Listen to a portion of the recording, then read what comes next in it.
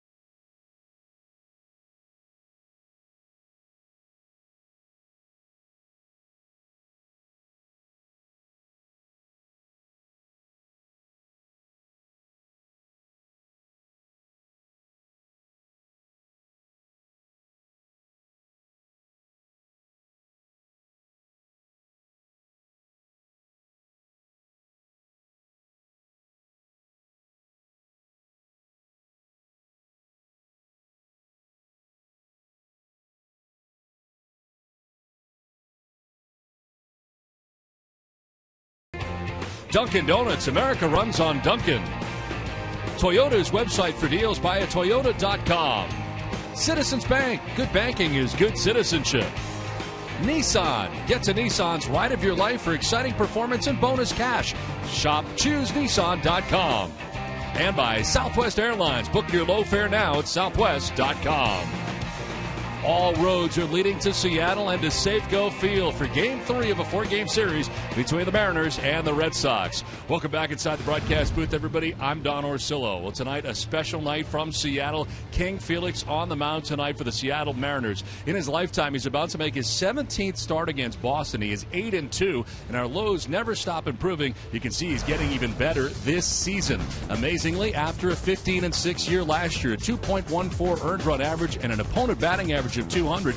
This year, even better so far. He's not lost. ERA under 2, opponent batting average under 2. And tonight he will be matched up against Rick Porcello as the Red Sox try to grab the 3rd game of this 4-game series against the Seattle Mariners.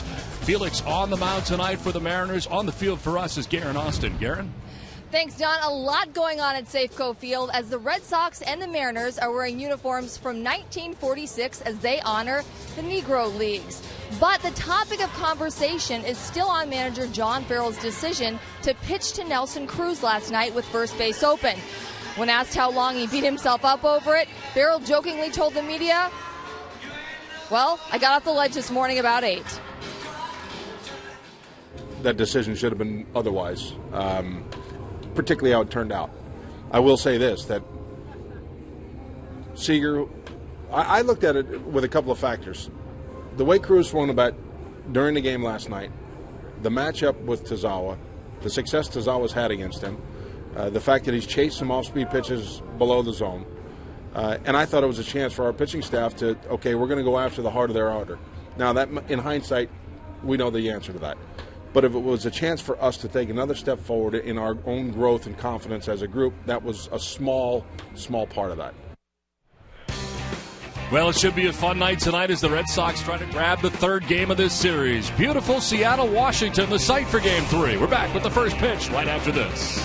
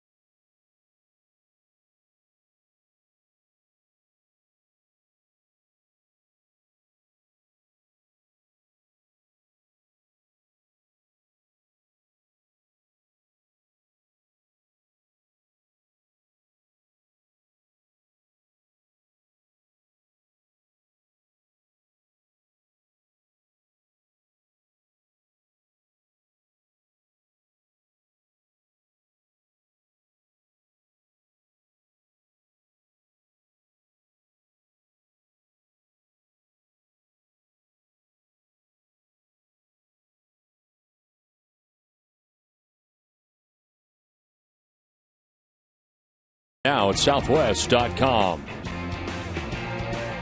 Well, we welcome you back inside Safeco Field. They're expecting a sellout here tonight as the crowd gathers for Game 3 of the series.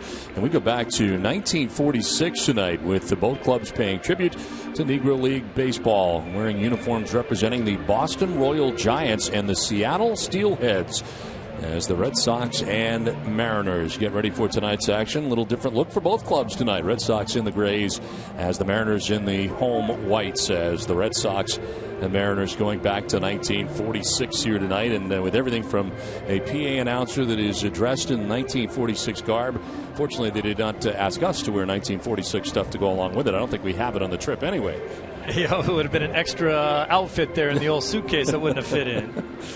But the Red Sox here trying to grab today's game and trying to get some offense going after really a frustrating night last night.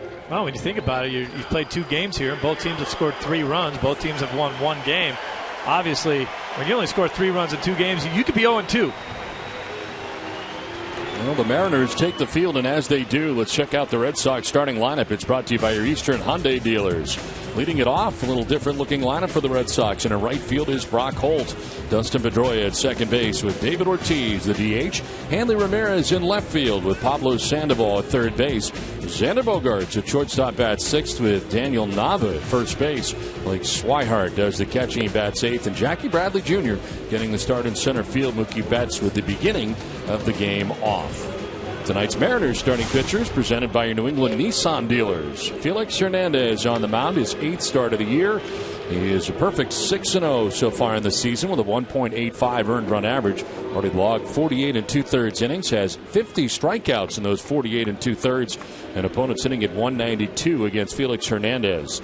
His career against the Red Sox, well, tonight's his 17th start, but in the first 16, he is 8-2 with a 3.06 earned run average. How about 103 strikeouts and 111 2/3 innings? Tonight's Mariners defense is brought to you by DraftKings.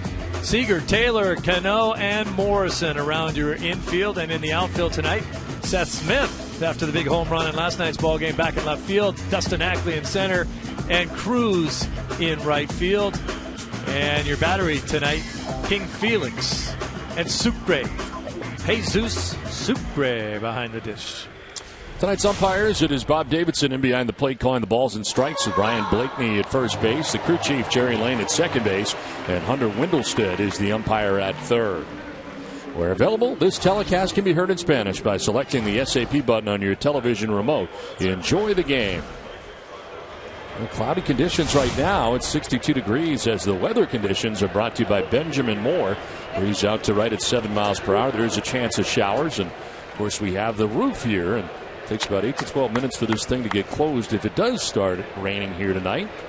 But right now starting off without any precipitation as Brock Holt stands in to get it started. The first pitch of the ball game is going to miss for ball one. So Mookie Betts getting the night off at least to begin the game, and Holt at 309 with a home run, 8 runs batted in, leading it off. 2 for 8 on the current lengthy road trip. Now, if you're looking for King Felix to be rushing it up there at 96 plus, he's not that guy anymore. He's 92 to 94 on his fastball. His changeup he throws relatively hard, but it's a devastating pitch. Well, 2 strikes as you look at his arsenal. 40% fastballs, breaking ball 26, and the changeup almost equal to the fastball. He loves it. It's a great pitch. That thing breaks straight down. Kings Court ready to go here. The 1-2 pitch is in there for strike 3. Freezes Brock Holt, and the court loves it.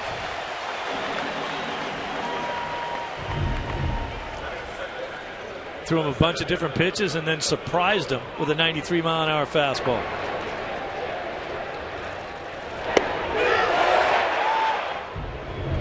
One down for Dustin Pedroia. Pedroia hitting at 270 coming in. 5 homers and 15 runs batted in. Now it's funny when you just don't think of Mariner baseball when you talk about who are the best pitchers in the league. This guy certainly has won a Cy Young award. He's thrown a perfect game, but his name just doesn't pop up on the East Coast all that much when you're talking about it. This guy, since 2005 when he made his debut, has more innings pitched and more strikeouts than any other pitcher during that span. He's 29 years of age.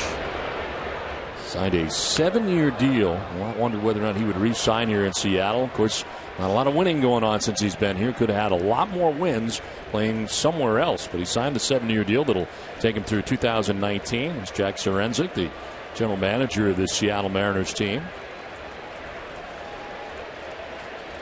The 0-2 pitch to Pedroia. On the ground, right side. Cano to the outfield. Spins and fires. That's his play right there. We've seen him make it over and over and over again over the years, and that play to his left on the outfield grass makes it look so easy. Yeah, we always talk about how casual he is and how good he is. He comes up so close to this ball. Watch how close to his body he catches that. Literally behind him by the time he finally snags it with his glove, and he just says, "I got you." Normally you'd think of a second baseman would have had a little more distance between he and the ball and would have reached out a little bit more. He just let it get behind him, grabbed it, threw him out. And 2 down here in the first inning for David Ortiz, trying to get going here as David settles in here in the box on the left side. And Ortiz swing at the first pitch, chops it down the first baseline, foul.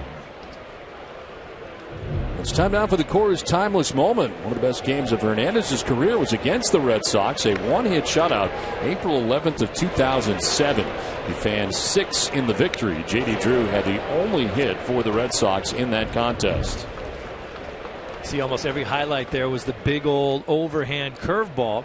He kind of went away from that for a little while. Now he's back to mixing in that curveball. He'll throw a slider as well to go along with the devastating changeup.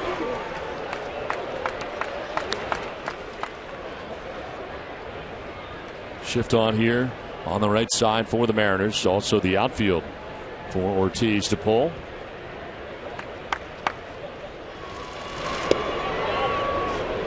A little bit low for ball 2. Ortiz tied for 26th place on the all-time extra base hit list with a name you wouldn't expect, Pete Rose. And Ramirez waiting on deck as Ortiz now jumps ahead. One thing you may be surprised by, the record for Felix Hernandez in the month of May. It's under 500, 19-22 in his career, with an ERA of 4.11. For whatever reason, May has not been the greatest for him. The rest of the months have all been very good. Yeah.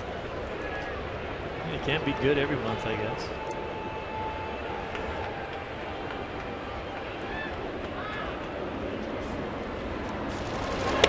Outside, and he loses Ortiz. So a 2-out base on balls to David Ortiz. Just to put in perspective the extra base hits that Ortiz has, 26th on the all-time list. He has 1,041 extra base hits. I played 9 years in the big leagues. I had 545 hits. So he has nearly twice as many extra base hits than I had hits in my career. Pretty amazing. That's a lot of extra base hits. Here's Hanley Ramirez with David Ortiz at first base and 2 down. Hanley, after that first pitch, grounding it softly. Seager charges in and throws out Hanley Ramirez. Half an inning done from Seattle. Mariners are coming up.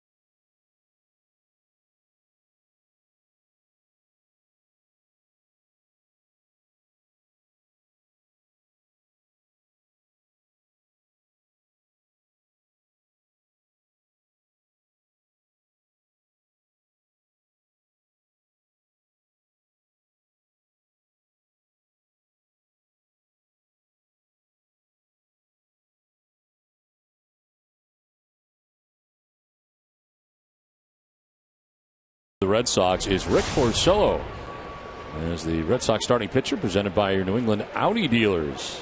Porcello's 8th start, 3-2 with a 4.50 earned run average, 38 strikeouts to 11 walks, and opponents hitting at .269 against Porcello.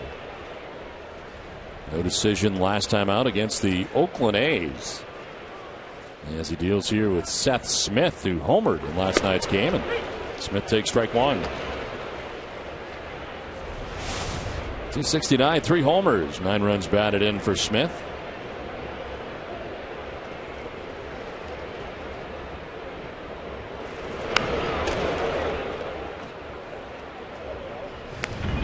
And the home run last night in the 6th inning for Seth Smith, the only blemish for Clay Buchholz. Ball was really hit well to right center field.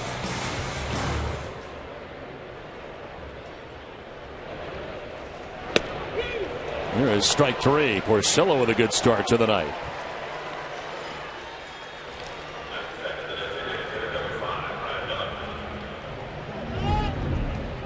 Good location, right under the hands. The late movement back over the plate.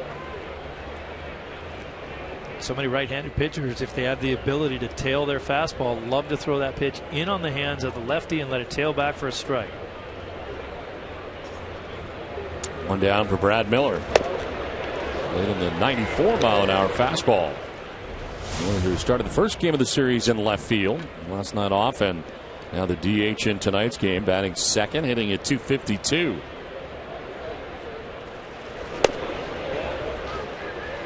Porcello, prior to the no decision last time out against Oakland, had back-to-back 7-inning victories. One against Toronto, one against Tampa Bay.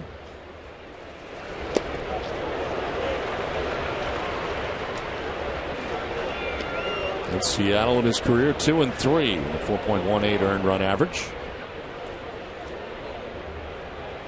The arsenal for Porcello, 62% fastballs.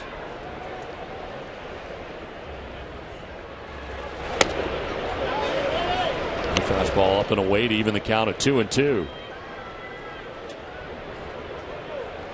Robinson Cano waiting on deck for the M's. Breaking ball hit high and deep to right field. Brock Holt going back at the wall, and that ball is gone. Brad Miller hits his third home run of the year, and the Seattle Mariners jump on top 1-0. A hanging curveball there from Porcello that ends up over the fence in right center.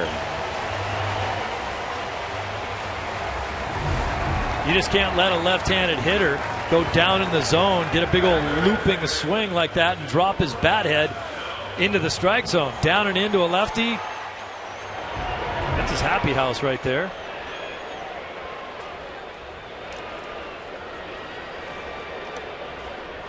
Now Robinson Cano with the Mariners on top 1-0 as they score first tonight.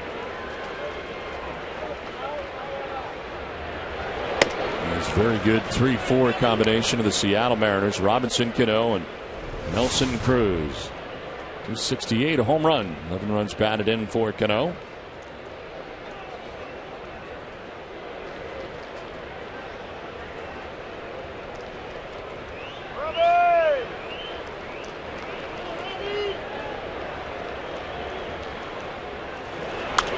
Slaps it foul off to the left, out of play.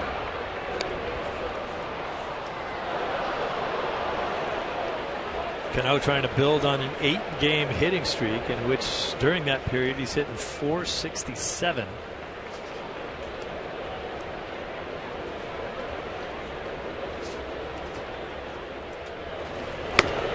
Elevates that time, and Cano chases the fastball.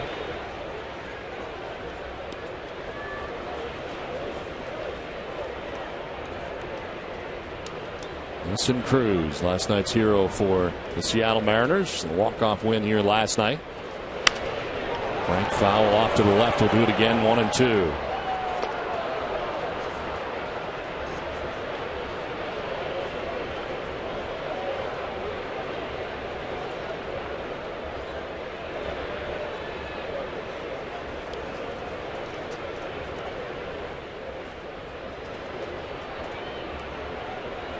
A 6-time All-Star.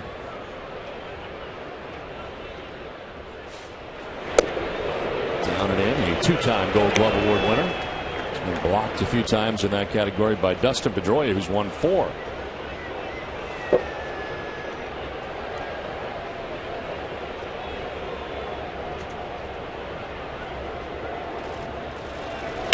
On the ground to his counterpart at second base. Pedroia throws out Cano. And there are 2 outs here in the first inning. Let's check out the Mariners starting lineup. It's brought to you by New England Chevy Dealers. Well, we've seen Seth Smith, who is the left fielder, with Brad Miller, the DH. Robinson Cano at second base. Nelson Cruz in right field. Kyle Seager at third base with Logan Morrison at first base. Dustin Ackley in center. Chris Taylor at shortstop bats eighth. And Jesus Sucre does the catching. 2 outs in the inning for Nelson Cruz. Hauls it off below us. The walk-off hit last night for Nelson Cruz. Off the splitter of Tozawa, and John Farrell instantly after the game, even before the writers had a chance to answer a question, answered on his behalf, saying right away that that was on him. Everybody talking about that right after the game. Some of the decisions that could possibly have been made. Maybe you leave Tommy Lane in the game. You walk Cruz and you let Lane face the lefty. Maybe you bring Tazawa in anyway, walk Cruz, and go after Seager. But all the scenarios you're talking about include walking Cruz. Well, yes, and I think he even thinks that was probably the right thing to do. Even you and I had talked about it. Hey, if he's not comfortable with throwing to him, he should walk him and go to the next guy. He did have him down in the count. He had a couple chances to throw him some splits. Cruz was chasing some bad balls, but it didn't work out. Hung a split and it got hit. Strikes out here. Home run for Miller. 1-0 Seattle.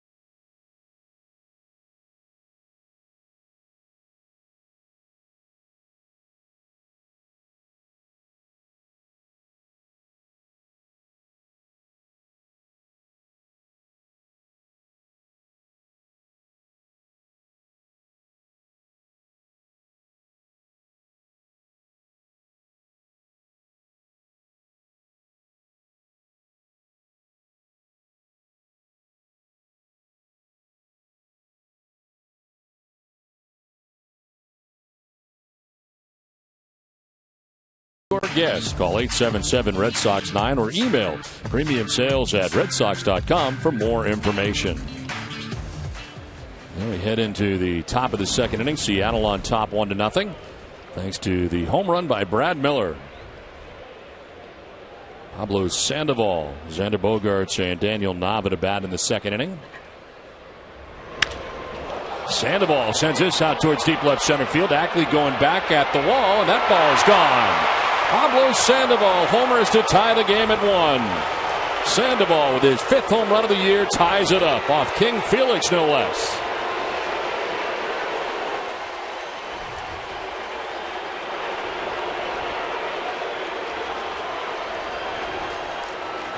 We've talked a lot about how hard it is to hit a ball out of the park in that area, but Sandoval just hammers this ball. He pretty much knew that was gone as soon as he hit it. Little tail on it. Into the seats. About 3 rows back. Good enough. So Sandoval has tied this game up 1-1. A pair of solo home runs in this game. And Xander Bogaerts now battling Hernandez. Xander moving up in the order and hitting 6th. 265 with a home run. 12 runs batted in.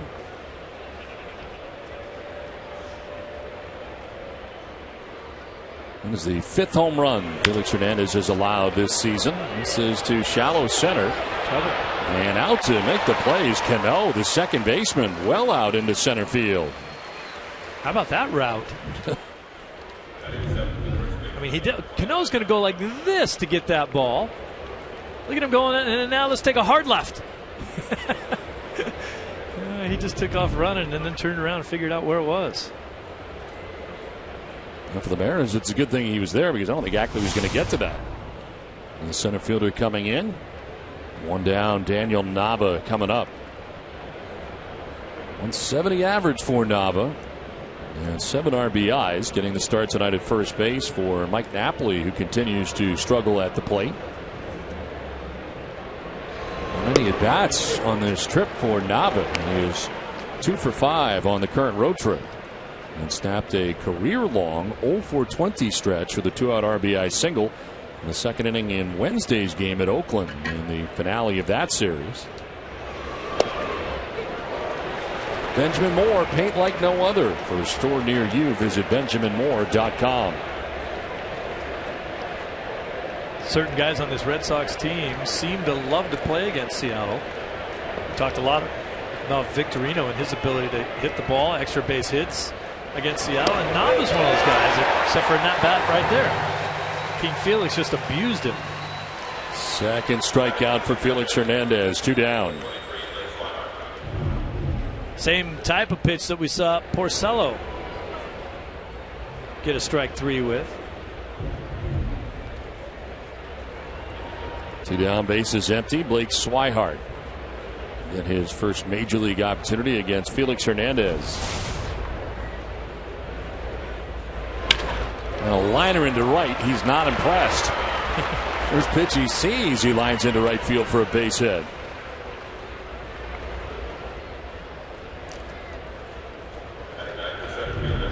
Well, this is what I think you really have to do against Felix. You don't want to be waiting around for him to get that breaking ball and that changeup. If you're going to hit him, you're going to have to hit his fastball, and you're going to have to do it early in the count. So 2 down, Swihart at first base, and Jackie Bradley Jr. the batter. King Felix has struck out at least 215 guys in each of the last 6 seasons. It's amazing. And ironically, never led the league in strikeouts.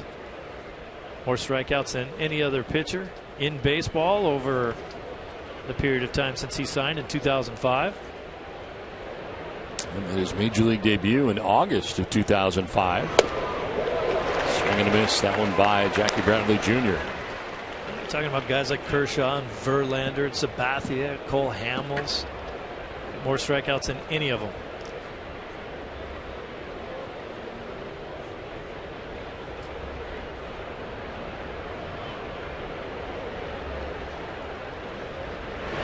Bradley hits it on the ground. Cano will flip backhanded to second base for the out that ends the inning. Leadoff home run by Pablo Sandoval has tied the score 1-1 from Seattle.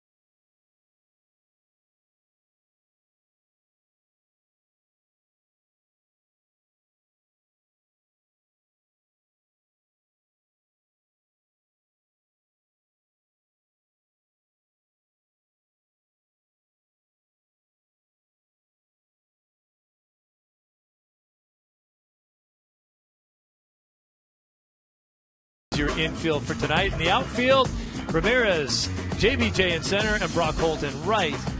And the battery, Porcello and Blake Swihart. Kyle Seager to lead it off here for the Mariners in the bottom of the second inning in a 1-1 game now. Seager, Morrison, and Ackley to face Rick Porcello here in the second inning. Porcello struck out 2 in the first inning, gave up the solo home run to Brad Miller. Seager late on the fastball. It's been 93-94 so far for Porcello on the night. See the numbers for Kyle Seager.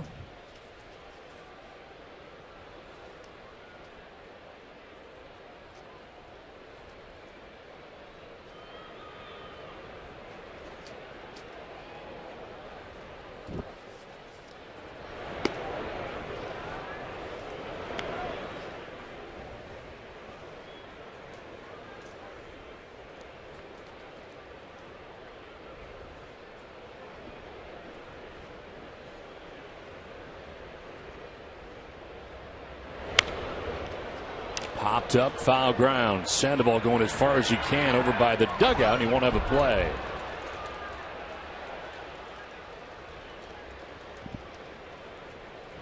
Look out, Karen Austin down there in that photo booth. Let's see, she's down there somewhere. I don't know how quickly she gets out of the way. Look out! Oh, he's hiding behind Brian, the cameraman.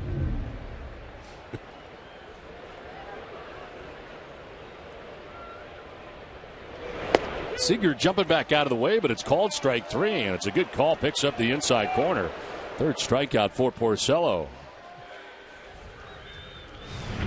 It's been a tough day for Garen Austin. The ball almost got her and the Moose earlier before the game. She's never met the Moose before. She did now. Yeah. Now, the Moose had a run-in with the Red Sox several years ago in which the Moose almost drove over Coco Crisp, a member of the Red Sox at the time several years ago. He was right outside the Red Sox dugout on his ATV. Yes. He's flying through there. So the Moose and the Red Sox have had a bit of a past before. John Farrell was fired up that day. He was the pitching coach at the time. ATV was suspended for a little while after that incident. Just the ATV, not the Moose? No, the Moose was still around. Logan Morrison, the first baseman. 6 home runs on the year for Morrison, .231 average, and 11 runs batted in.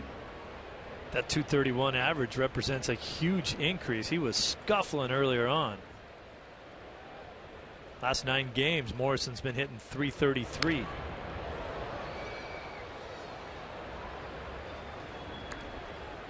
Five home runs in the month of May so far for Morrison. The bats now with Dustin Ackley waiting on deck.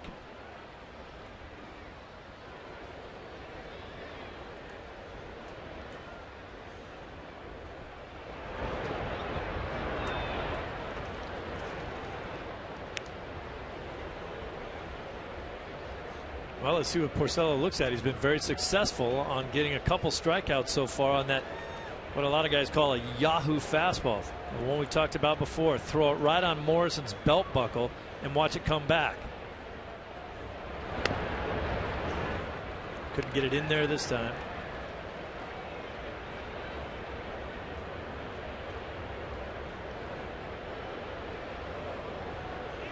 A lot of left-handers on that pitch will freeze because they think it's too far inside, and then the tailing action of the pitch takes it back over the inside part of the plate for a strike.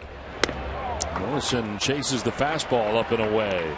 3 strikeouts in a row for Rick Porcello. That's strikeout number 4 of his outing.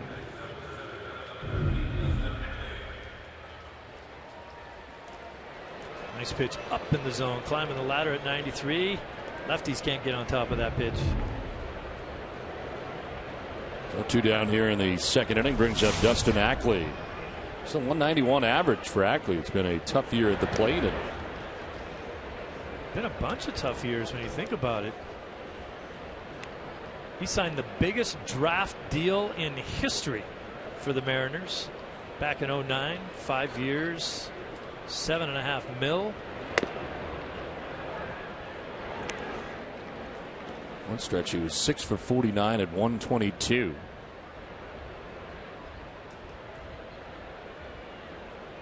Started at second base at one point for the Mariners, moved to the outfield, and now in center field currently for Seattle. I think a lot of people are worried that he doesn't catch up with a real good fastball. Taking 3-0, and there's ball 4. Down to first base with a 2-out walk here in the second inning. Well, Dunkin' Donuts Iced Coffee Day is this Wednesday, May 20th, and guests can sip to support a great cause at participating Dunkin' Donuts locations in New England. $1 from every cup of Dunkin' Donuts Iced Coffee sold on that day will benefit local children's hospitals. Dunkin' Donuts is the place to keep running all day long with iced coffee. So take a refreshing break on May 20th. We'll support a great cause. 2 down, Dustin Ackley at first base, and here is Chris Taylor. Fly ball struck well to deep right center field. Holt going back will have room in this big yard and makes the catch in front of the warning track. We have played 2 from Seattle. Game tied 1-1.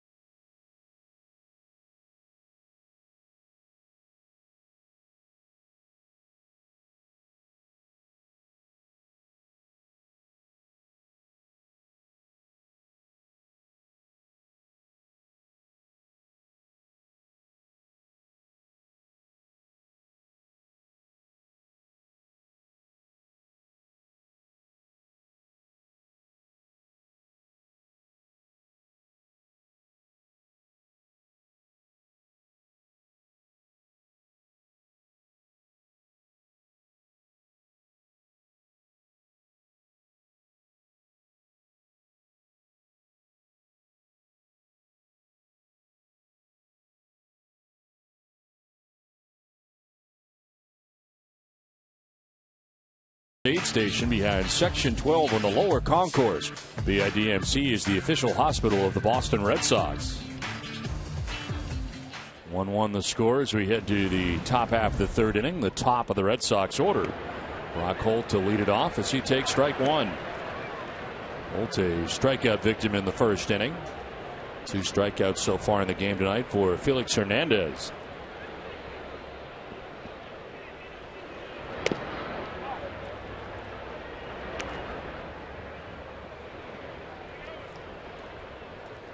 Mookie Betts getting the night off tonight. We play day baseball tomorrow in the finale of the series and of the trip. Grounder hit sharply down to first. Logan Morrison has got it as he tags the bag.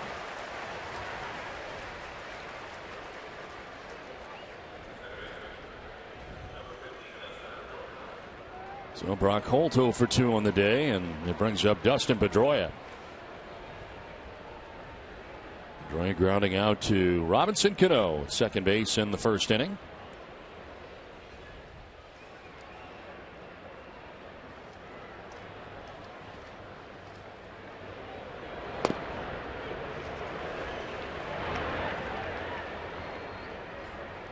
Pedroia came into the series with a 7-game hitting streak, but had it snapped on Thursday. He's still looking for his first hit of the series. 0 for 7 in the series against Seattle. There's a grounder to shortstop as Chris Taylor surrounds it. And throws out Pedroia, 2 down.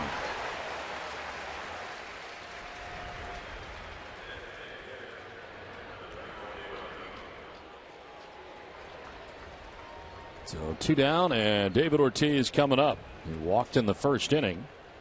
Only base on balls so far given up by Felix Hernandez.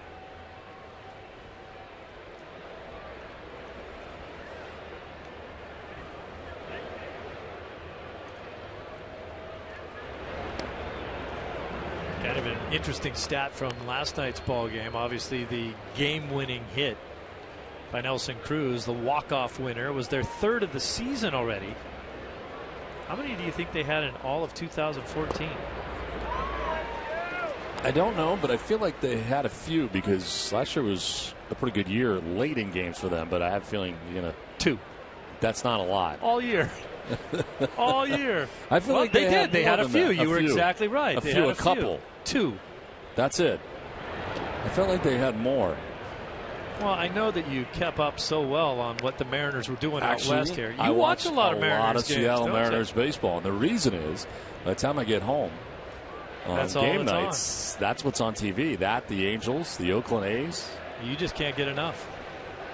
But apparently, I don't stay up late enough to see whether or not they walk off or not. Someone fouled off to the left out of play. What's with all the questions too? You ask me a lot of questions. I'm an inquisitive guy. I don't have a lot of answers. No. Trying to involve you in the broadcast. Blake McClendon. And the Mariners hoping for big things here in 2015. The 2-2. Ortiz drives this to right field. Back goes Cruz. It's over his head and gone. Home run for David Ortiz. His 5th home run of the year, and the Red Sox take a 2-1 lead. 2 solo home runs tonight for the Red Sox, and Big Papi has given Boston the lead.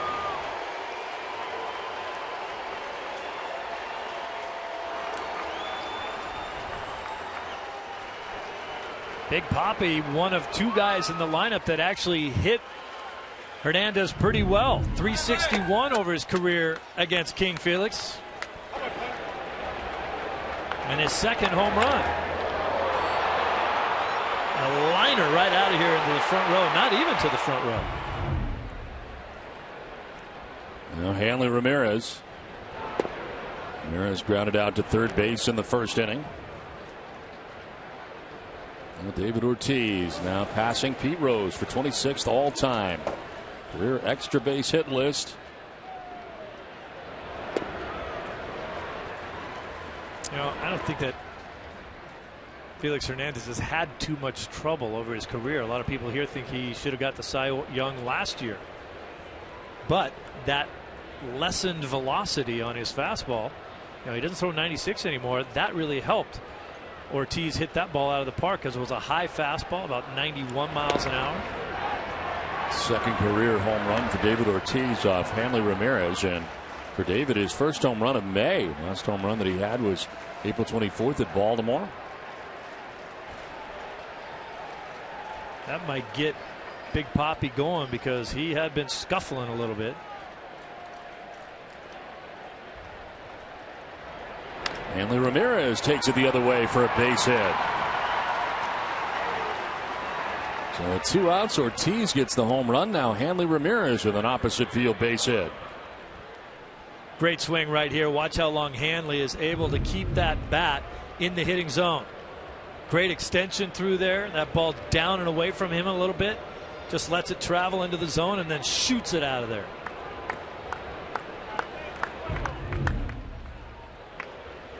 So 2 down. Here's Pablo Sandoval hit a solo home run in the 2nd inning. Chops it up over the mound towards shortstop Chris Taylor. Right around the bag. He'll tag it to end the inning.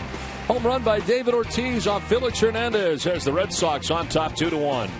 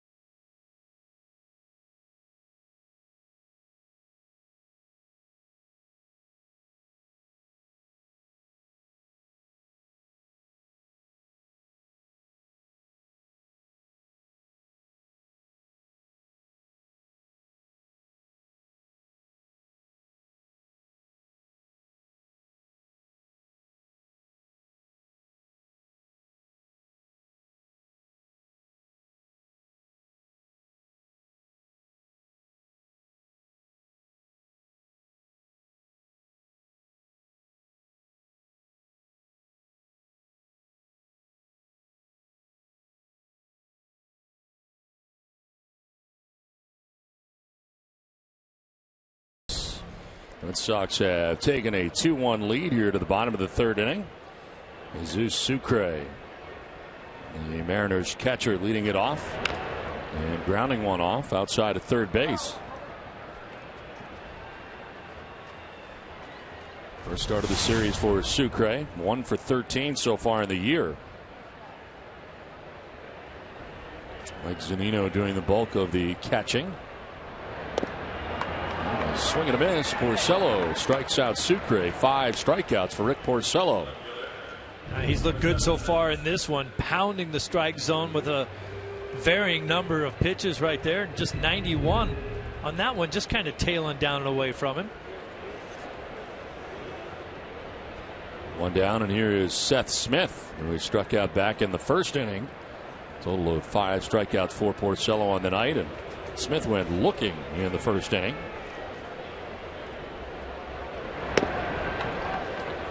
Boston-based daily fantasy company DraftKings.com, the official daily fantasy partner of your Boston Red Sox, is giving $300 million in cash prizes. Enter promo code NESSN to play for free. Seth Smith in his career has hit Porcello well. 6 for 11.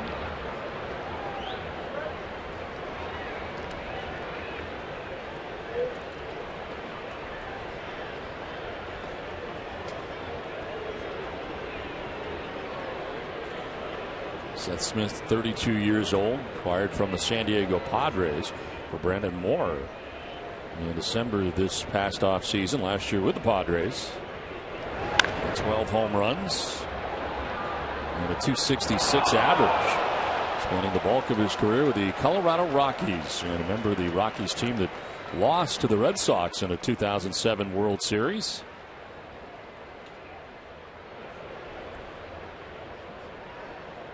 Seth Smith, the former backup quarterback for Eli Manning at Ole Miss. Yes, exactly. You read my mind. Pitch outside, and the count is 1-2. Todd Helton was also the backup for Peyton Manning, and they both played for the Rockies at the same time. Bunch of old football quarterbacks who clearly weren't going to make it because they were backing up the Manning brothers, decided maybe they should play baseball instead. Good choice. They both worked out pretty well. Yeah.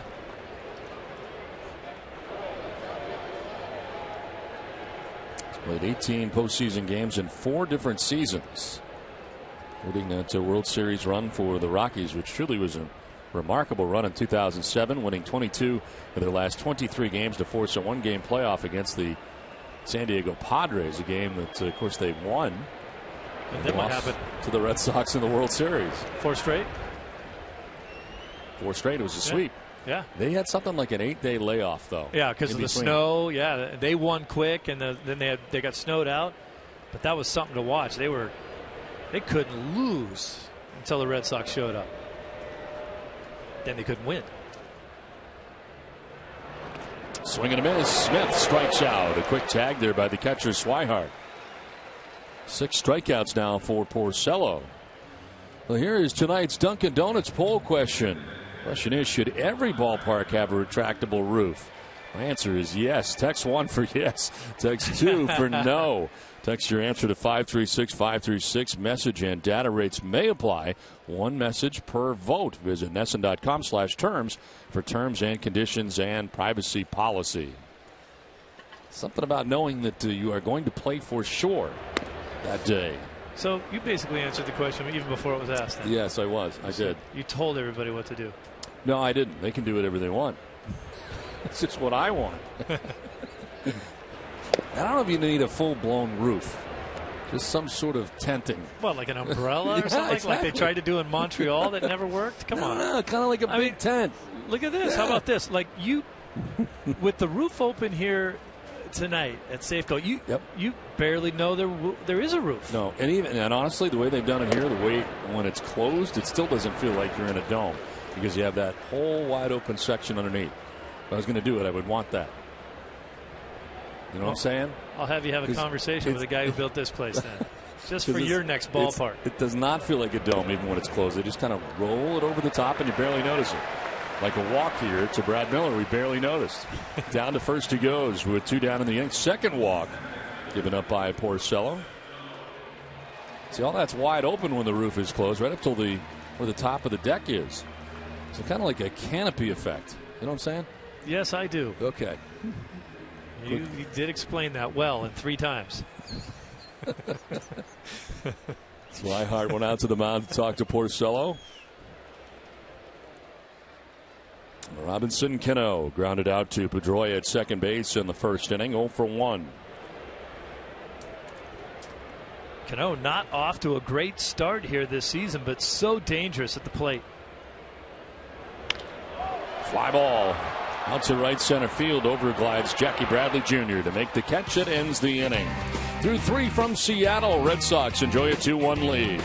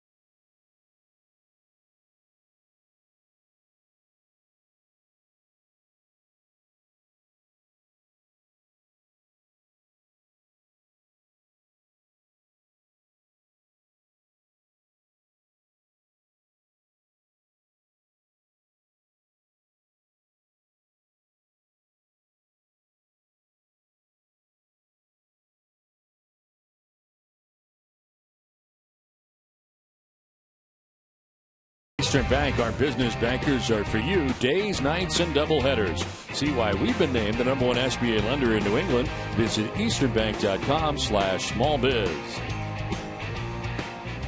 2-1. Red Sox have the lead over the Seattle Mariners as we head into the top half of the 4th inning.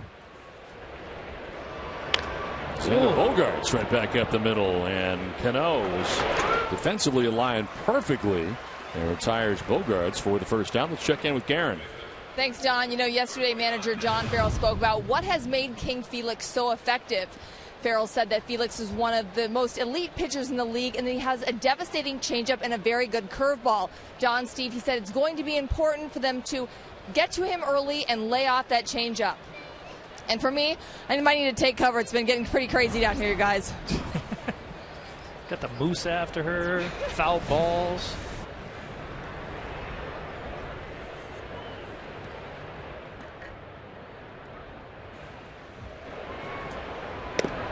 Daniel Nava will take a look at ball 1. That's the thing about Felix. Like, you look at this situation, a lot of times he might sit dead red. He got behind in the count early. He'll come right back with a changeup many times. There it is. He's not afraid to throw it any time. It's so deceptive.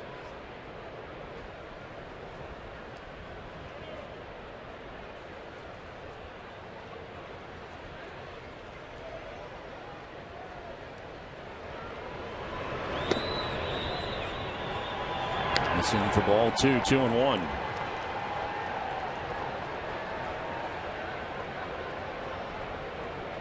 The only decision that Felix has not won this year, no decision against the Oakland A's. 5 innings, 8 hits, and 3 runs. This is on the ground right side, and it's Cano riding to his left. 2 down. But tomorrow on an all-new Nesson Clubhouse, Clay Buchholz teaches D'Angelo Ortiz about his windup. Mookie Betts takes the hot seat on the Red Sox Small Talk and learn some ways to stump your parents with some Fenway Park movie trivia. Catch it all tomorrow at 2:30.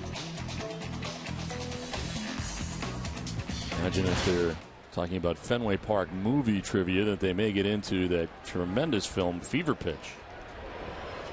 There's the pitch in there for a strike over the inside corner. Several Academy Awards coming out of that film. I was a little partial to Town myself. I think you were in that one, weren't you? As a matter of fact, I was. Funny you should mention that. It's amazing. I think it's only the 4th time I've mentioned it on this trip.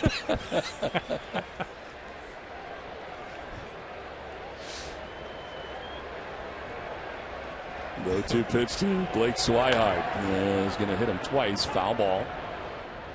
As it trickles down the first base line. Swihart with his single off Hernandez in the 2nd inning.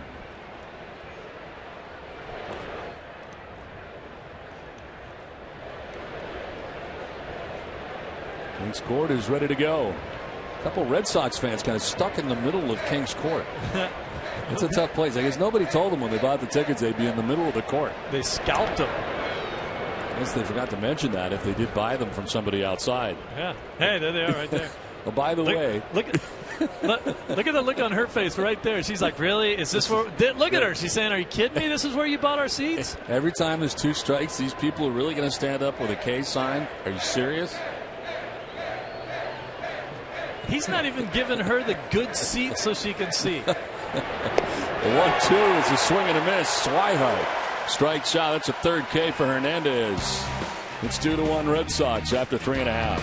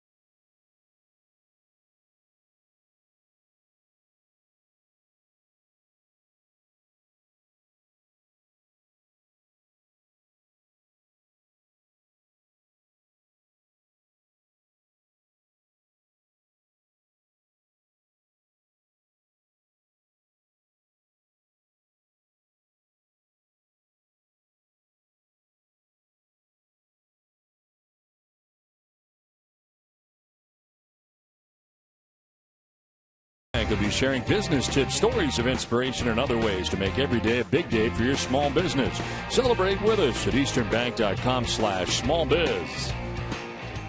2-1 Red Sox have the lead over the Mariners, and Nelson Cruz leads it off and takes strike 1. Cruz a strikeout victim in the 1st inning. 6 strikeouts through the first 3 innings for Rick Porcello in the contest. Carl Willis was asked before the ballgame today about how well this rotation has done really since he took over, with the exception of the 1 outing by Masterson. And he said, hey, look, I really have very little to do with this. I've watched guys warm up. I've watched guys pitch. But as far as implementing anything right now, we're trying some different things and getting to know them, watching a lot of video. But I can't take credit for this last little run so far. Too early for that. I don't think that's necessarily true. I think we saw a definite difference in the way Joe Kelly. Yeah, Joe Kelly pitched. I think Buck Holtz, obviously. I mean, these guys have been humbled a little bit. They're all veteran pitchers that have been around a while, had some success, and they've been struggling.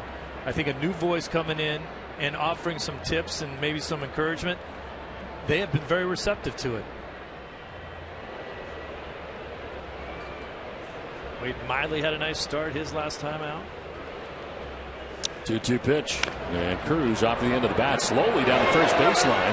Porcello will just shovel it to first base for the out. And he's got 6 Ks in this game so far. Look at the way he's been getting them. There's the Yahoo fastball we talked about right there. Again, throw it inside, let it run. Look at this one. It's just a riding fastball up and away. There's a breaking ball for a strikeout. Getting them in all different types of pitches and different locations. One down here in the 4th inning. Kyle Seager, one of those strikeout victims.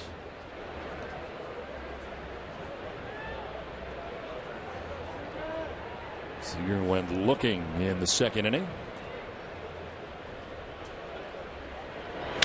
Right back at him, off of Porcello, and kicks into left. And Seager will reach on a bobble, and Seager thought about trying to take second, but he will hang out at first base. It appears Porcello is okay. Man, got him off the legs.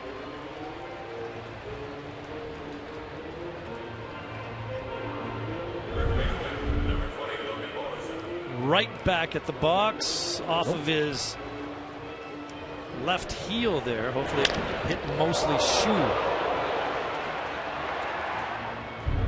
Kyle Seager now at first base has played in an entire season's worth of games straight. 162 straight games now for him. 4th longest streak. Can you imagine anybody ever getting close to Cal Ripken? Never. That is a record that you think will never be broken. Nope.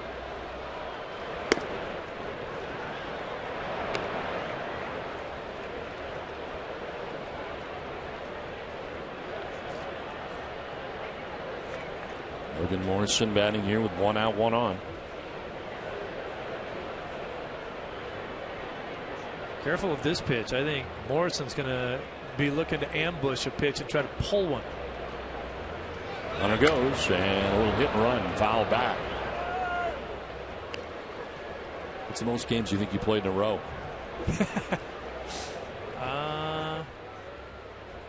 The major league level, well, I don't know. I know that my first season in the big leagues with the Red Sox, I didn't make a start until Memorial Day. So I sat on the bench for 2 months. But then I played nearly every day after that. I got more than 460 at-bats after 2 months of the season was over. But certainly there were some days off in between there. Who's starting ahead of you? Tony Armas. Then he got hurt. And then I played the rest of the year there. The minor leagues, I played every day. I don't remember taking any days off. I didn't want to. But at the major leagues, I was a utility guy. There seemed like there was always someone playing in front of me.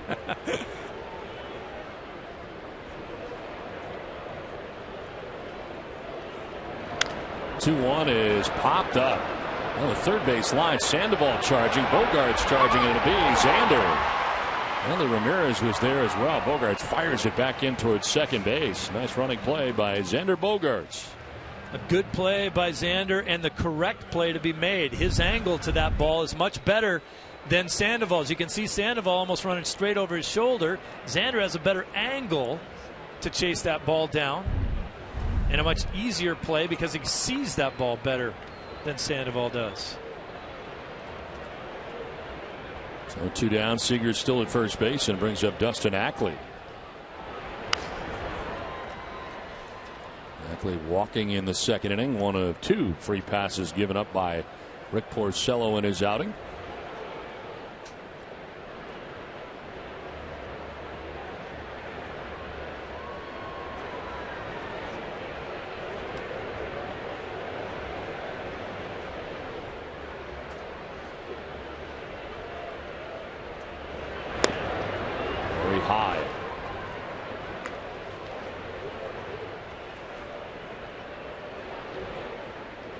We saw Sandy Leon catch last night. Today it is Blake Swihart. I get the feeling with the way that Buchholz pitched last night with Sandy Leon as his catcher that combination will be together every 5 days. This is to right field. Struck well. Holt going back. It's going to be one hopping the wall. Up and over for a ground rule double. And it'll be second and third. Kind of costly there for the Mariners because Seager may have been able to score. That bounced around a while out there in right center. Seager definitely would have scored on this play. And it's kind of strange. Everybody thinks this is a ground rule double, and if you're the guy on first base, you're awarded third, and that's it. It's the umpire's discretion as to whether or not that runner can score. The umpire can say, you know what, that ball, he was going to score on it, so they could let him. But they almost never do, and no one ever argues it. I mean, you saw where that ball hit and where Seager was. He walks home, doesn't he? Definitely would have scored.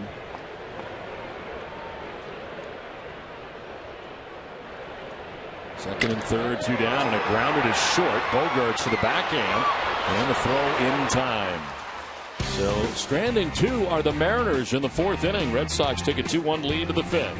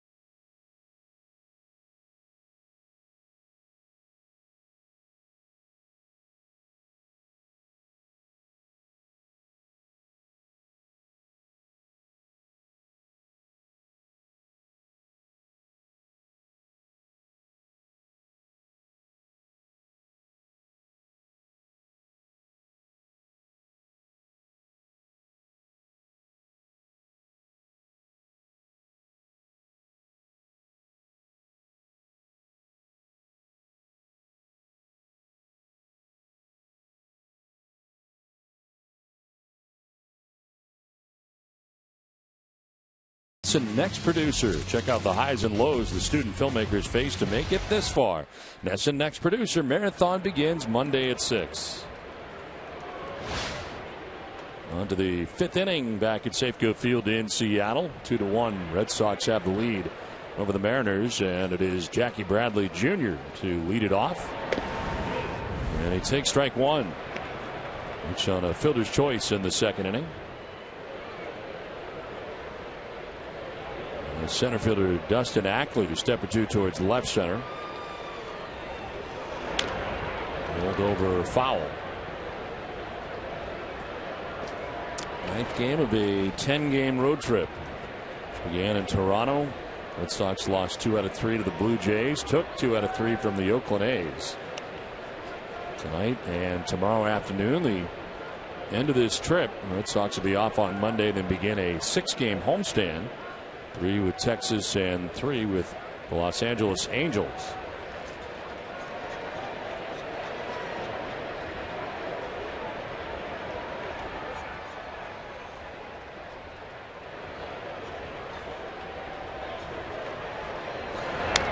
On the ground foul, still 0-2. And the pitching line for Felix Hernandez brought to you by your Eastern Lexus dealers. 4+ 4 hits, 2 runs, both home runs. Solo shot for Pablo Sandoval. Solo shot for David Ortiz. There go the dancing K's.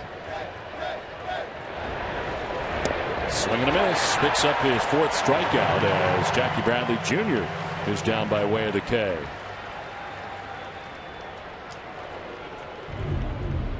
Jackie Bradley now 0 for 28, dating back to last season. But goodness, he calls back to the big leagues, gets a chance to play in a few games against right-handed pitching, and he faces R.A. Dickey, Cy Young Award winner, Sonny Gray, future Cy Young Award winner, and now King Felix. Well, Brock Holt now 0 for 2. He struck out in the first, grounded out to first base in the 3rd inning.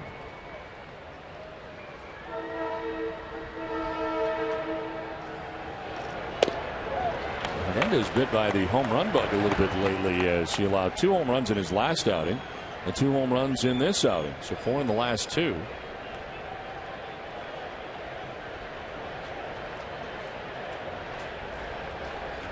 In 41 2/3 innings in his first 6 starts, he allowed 2 home runs. Kind of a recent phenomenon here against Felix Hernandez.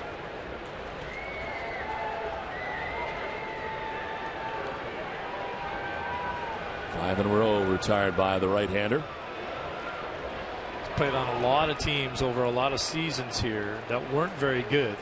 Came out of a lot of games winning and came out with nothing. I talked to some of the coaching staff today who said that even staying in the American League West, instead of his 131 victories, he could probably have a lot closer to 170. And could you imagine if he was pitching in the National League West, where you don't have to face a DH? And generally the National League West doesn't have great offensive clubs. Dodgers are swinging it pretty good this year, but over time, what his numbers would be in that division.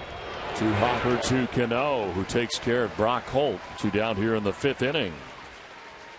Have a son or daughter who wants to learn more about baseball or their favorite Red Sox players? Visit NessonClubhouse.com. It has videos, games, and a whole lot more. It's fun, free, and easy to use. Visit NessonClubhouse.com. 6 in a row retired by King Felix. Dustin Pedroia, 0 for 2 in the game, has grounded out twice.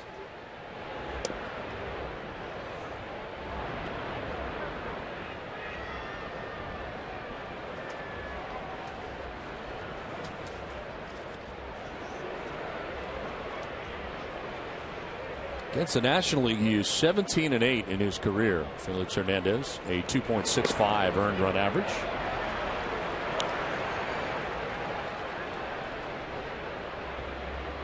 Born in Valencia, Venezuela. Signed as a 16-year-old non-drafted free agent in July of 2002. Now 29 years old. Line to right, and Dustin Pedroia's got a base hit. His first of the series. I've been 0 for 10, but a single to right field with 2 down breaks up a 6 in a row string for Felix Hernandez.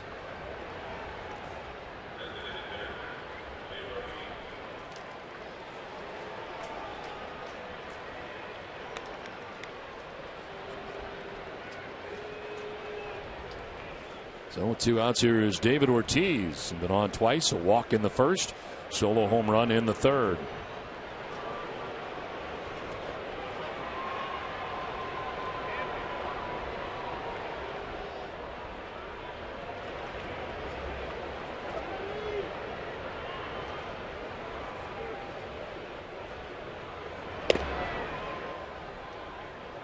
Ball 1 to Ortiz.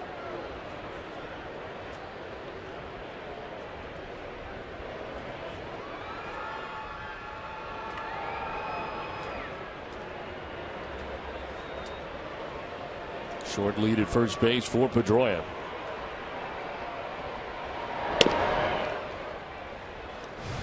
Let's take a look at the Planet Fitness Judgment Free Zone play. And the home run by David Ortiz, his 5th of the year, 1st of May. Just up over the fence and right. There's the Red Sox a 2-1 advantage after a home run by Pablo Sandoval back in the 2nd inning.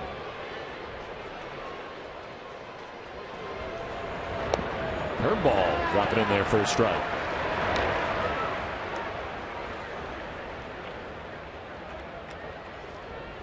Including tonight's home run, David hitting at .378 in his career against Hernandez.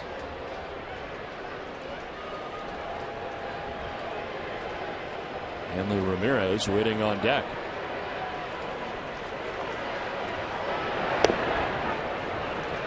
Three and one.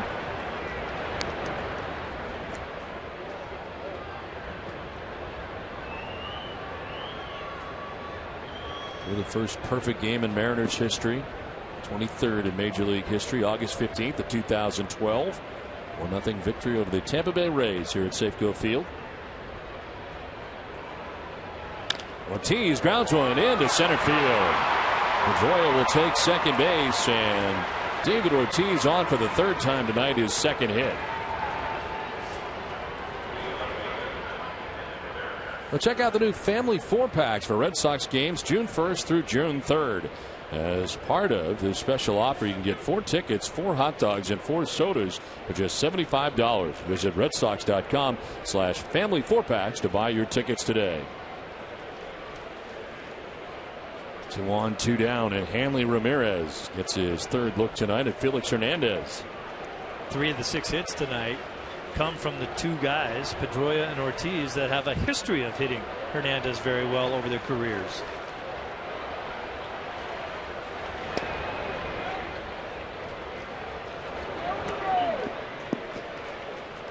When you look at the lack of run production for the Red Sox this year, point no further than to the middle of the order. The Red Sox as a team, as reported by Peter Abraham, hit .205 with runners in scoring position. That's the worst in the American League. And some of the big names in that lineup are really struggling. Big Papi 143 with runners in scoring position. Petey 171, Napoli 172, Panda 192, Hanley 192. With guys in scoring position, you'll wonder why the Red Sox aren't throwing up a lot of runs.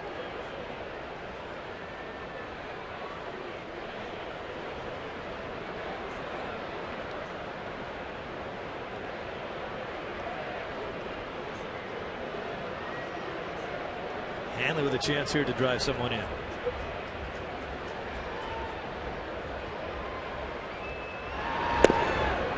Takes it low, 2-1.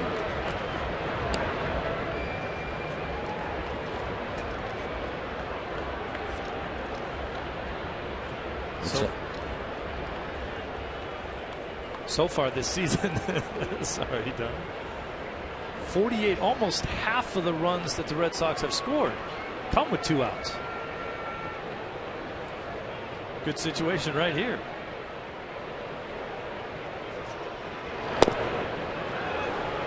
Again, he's 3-1 on the 2nd straight batter now. Did the same thing to Ortiz. And David got a single back up the middle. Lloyd McClendon looks on. Porcello at 63 pitches through the first 4 innings of work. Again, this is what makes Hernandez tough. You can't just sit and expect a fastball. You might get one. Chances are better you're going to get a changeup or a breaking ball.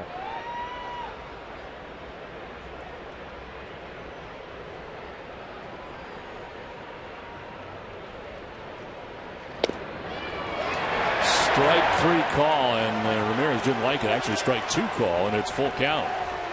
Didn't like it at all.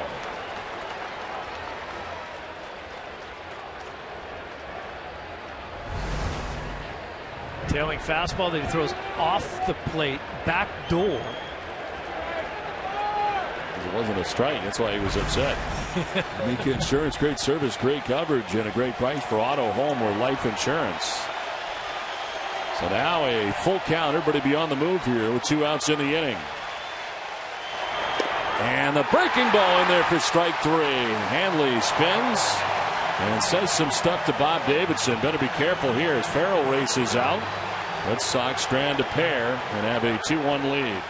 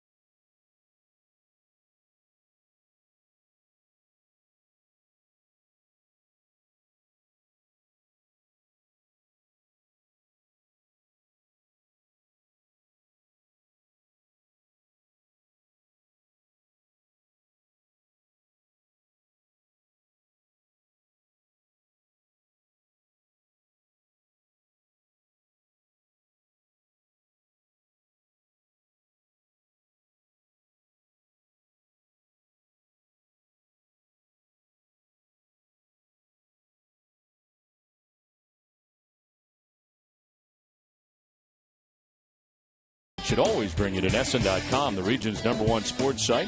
Comprehensive Red Sox coverage and the most Bruins content in New England. Get video and podcasts found only on NESN.com.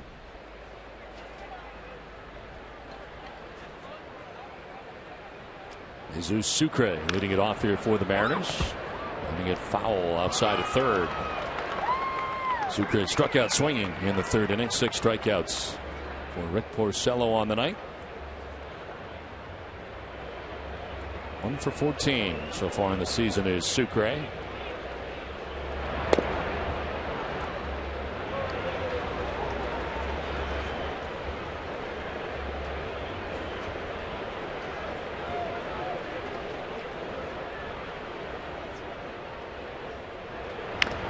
Now ball softly hit left side, and barehanding and throwing is Bogaerts. Nice play. Didn't look like Xander was going to be able to make that play the way he was coming on, but he does get it done. Do or die, barehanded. Such a hard play to make right there, barehanded. It is a do or die play.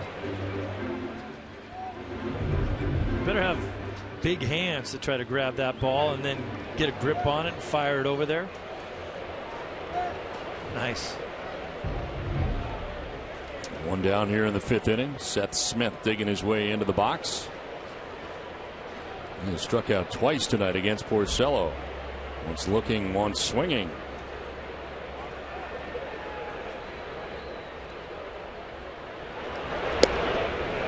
Good ball that time. Don, I want to clarify something that I said on that Dustin Ackley double, where Kyle Seager would have scored if the ball stayed in the ballpark. I said that it's the umpire's discretion. It is not. Only if a fan interferes in that situation. Then it's the umpire's discretion on whether or not they could give him more bases. Foul ball outside of first. The pitching line for Rick Porcello is brought to you by Ace Ticket. 4 1/3, 3 hits, 1 run, 2 walks, 6 Ks, and about to throw his 70th pitch.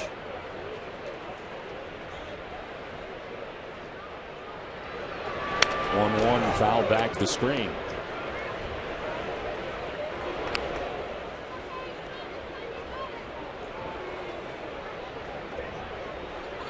So far in tonight's game, when you look at the guys that handle Felix pretty well, that's Pedroia and Ortiz, they have had good nights. Seth Smith is one of the guys that really handles Porcello coming in. 6 for 10 in his career. Has struck out twice.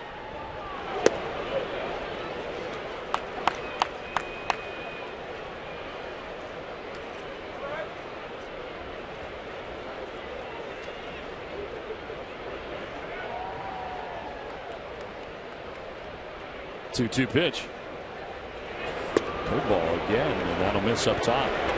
Not by a lot.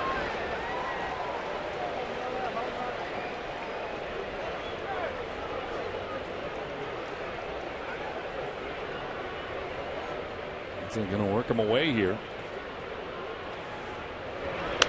And Smith fouls it back. They got a lot of the plate.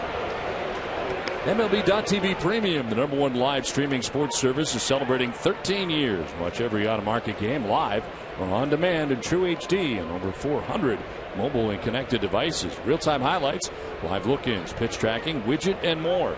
Every night on every device. Blackout and other restrictions apply. Visit MLB.TV for details. Payoff pitch and foul ball again. Seth Smith is hanging tough here.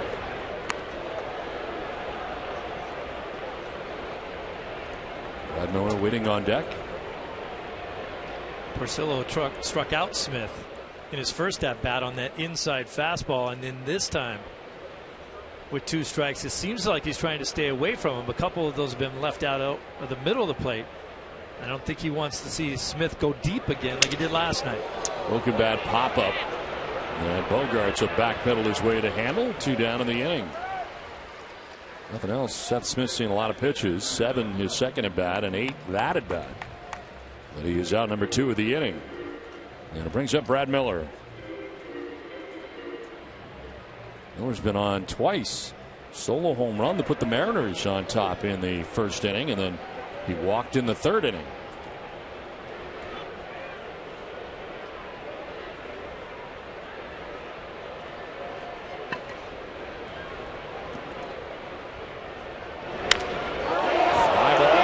To deep right field again. Holt back at the wall. He leaps and that ball is gone. Brad Miller has hit his second home run of the night, and this game is tied 2-2. 4 solo home runs in this game, and it's tied up 2-2.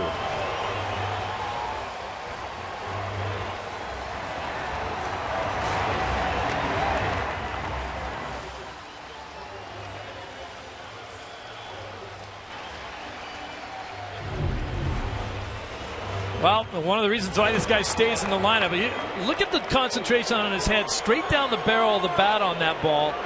Can't hit it if you don't see it. He kind of gets out and hooks it. You see the late hand action. Watch the hands throw the bat head through the ball. Look at the extension through there. Excellent. We've seen him play left field. We've seen him play shortstop. They need to keep him in the lineup because of his bat. He's had some defensive problems at shortstop. 5th career multi-home run game. Robinson Cano now batting. 0 for 2 in this game.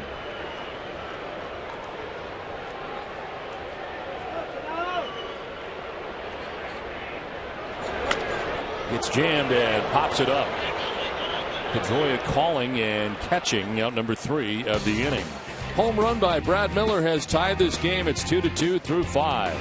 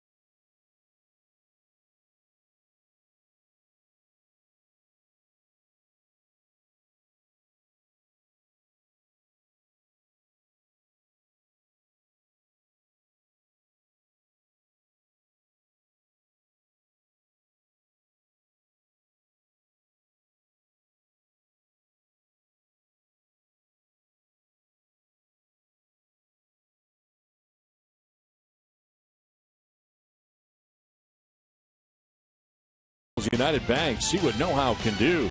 Jameson and Nicky will recap tonight's game in Seattle. And did Mr. Z shock the world? They will have the results of the Preakness today in Baltimore. Top of the 6th inning. New game now. Tied 2-2.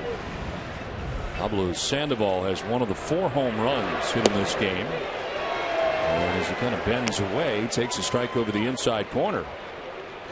This home run, a solo shot, 5th home run of the year for Pablo. Yeah, who says it's tough to hit the ball out of this park? Tomorrow, we'll play very fair in a day game.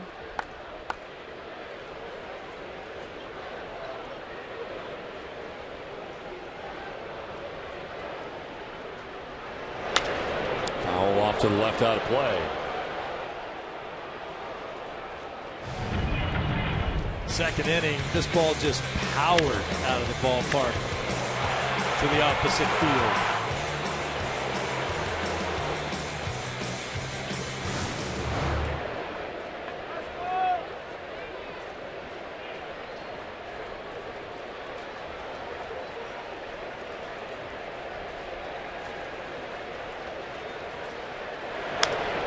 On the ground, foul outside of first.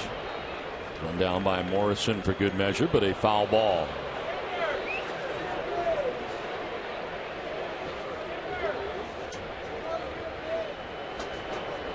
Sucre out to talk to Hernandez, and now the trainer is coming out there as well.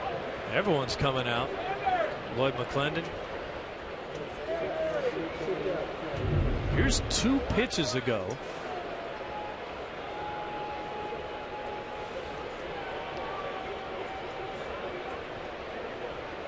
Limping there. Yeah, limping around a little bit. He's had a little bit of a history of an ankle problem.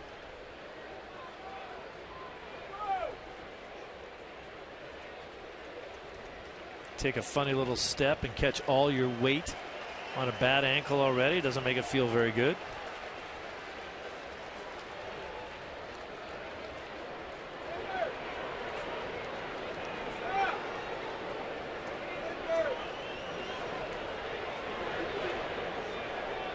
One and 2 here to Pablo.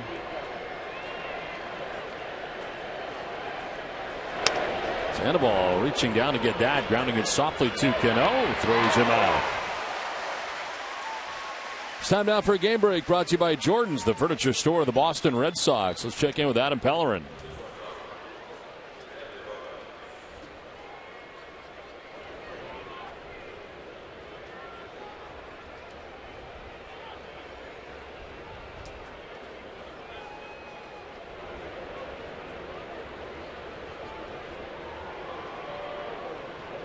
All right, Adam, thanks very much. Back here at Safeco Field. Jam-packed Safeco Field tonight for the Red Sox and Mariners game 3 of the series. And Bogarts takes the breaking ball down and away. Bogarts 0 for 2 has popped out, grounded out. Talked about the crowds we've been getting here earlier in the series. Nothing near the capacity crowd that's here tonight to watch King Felix. The King's Court is in action down there in left field. Different atmosphere when this guy takes the mound.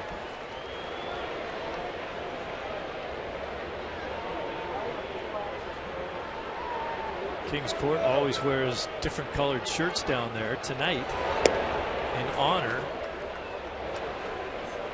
of the Negro Leagues and the fact that those 1946 Royal Giants that the Red Sox are also honoring, they said everybody wearing white. There was no color TV. There was no nothing then, so we're all going white. One fouled off down the right field line, out of play. 2-2 now to Bogarts.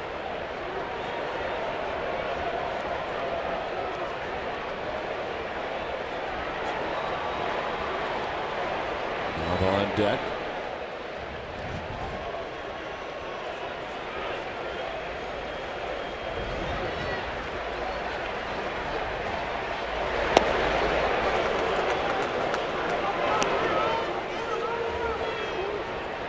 Hernandez 6-0 coming in, 1.85 earned run average.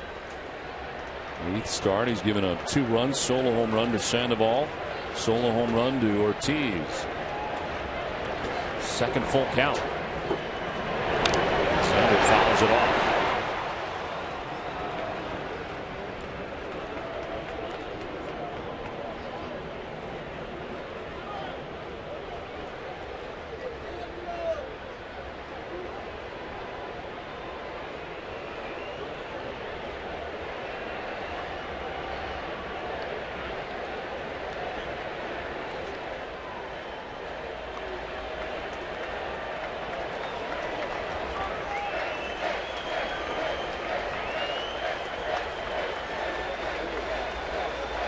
Payoff pitch again. Curveball slips out of his hand, and Bogaerts with a walk down to first base. Only the second walk given up by Hernandez, and the first since the first inning. Well, H.B. Hood salutes the Red Sox Foundation, which is sponsoring every Little League in Massachusetts. Board member Mike Egan led this effort, which will help all 200 Little Leagues in the Commonwealth. Thanks to Hood and to the Red Sox Foundation. 1 out, Xander Bogaerts at first base. Here's Daniel Nava. Nava struck out in the second inning looking, and last time up grounded out to second base. Really nice at bat by Bogaerts there, battling his way back to a walk.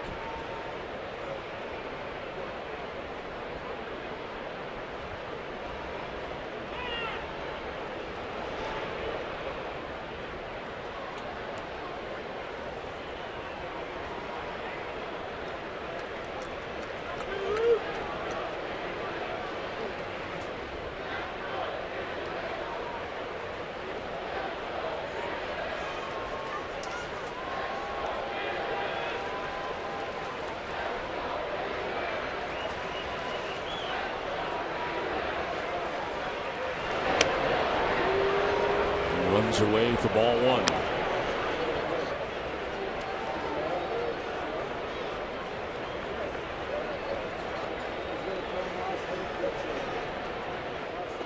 Nava trying to get back on track at the plate.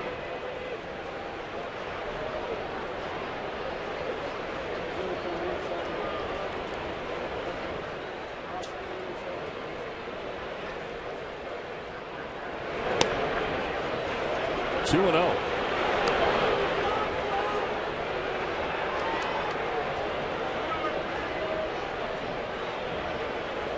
Red Sox have left 5 men on base through the first 5 innings.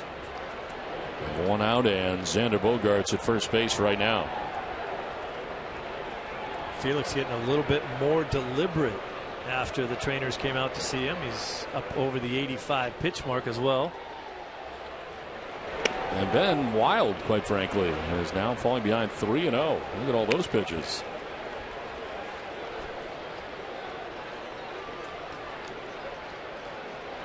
Gone over 100 pitches each of his last 5 starts.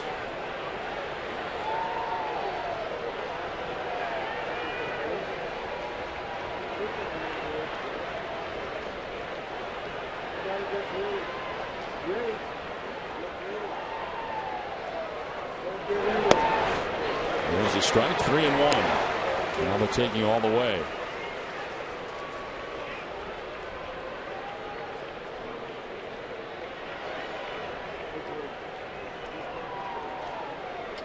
Nava should be trying to look for something on the inner half of the plate that he can pull into right field, take advantage of that hole because they're holding the runner on, but Felix probably isn't going to give him anything on the inner half. He walks Nava. So back-to-back walks here with 1 out in the 6th inning. And a spell of wildness right now for Felix Hernandez.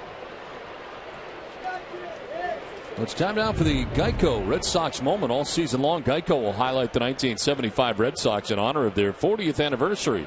In their 37th game of the 75 season, the Red Sox lost to California 6-1. Jerry Remy went 1 for 4 with an RBI in that win for the Angels.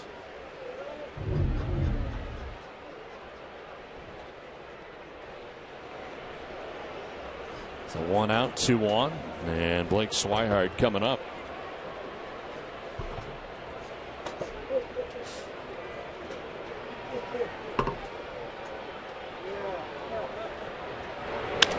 It's a left center field off the bat of Blake Swihart. That's going to get down.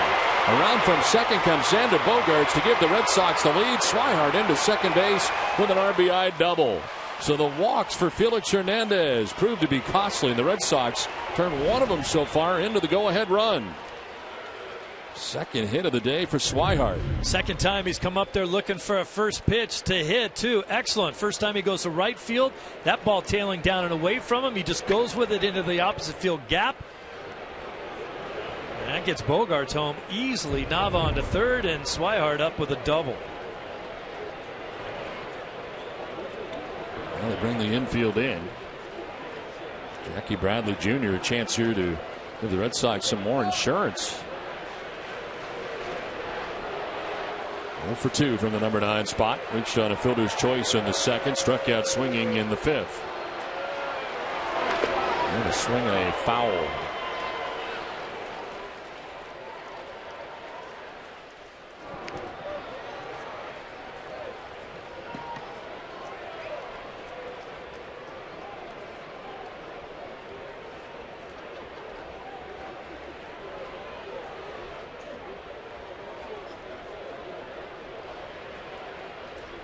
Joe Beimel up in the pen for Seattle, about to start warming up. First action we have seen in the pen here tonight. The 0-1 pitch. Bradley will take a ball, not by much, 1-1. Big spot in the game here for the Red Sox, trying to come up with some timely hitting.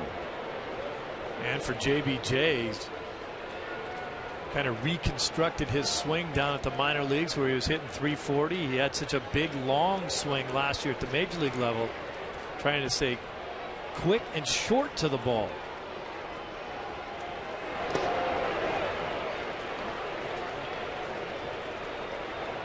Pitch count rising here for Hernandez.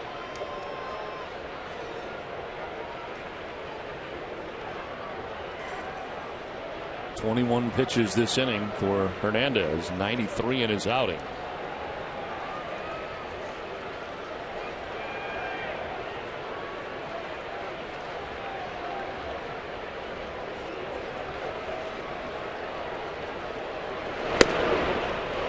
High for ball 3. It's been a recurring thing here in this inning. Hernandez getting behind. Usually when a pitcher starts to get tired, you lose your release point, and you usually don't hang on too long. You start letting the ball go too early, and that forces everything up in the strike zone and out of the strike zone. That's that one by JBJ. Full count.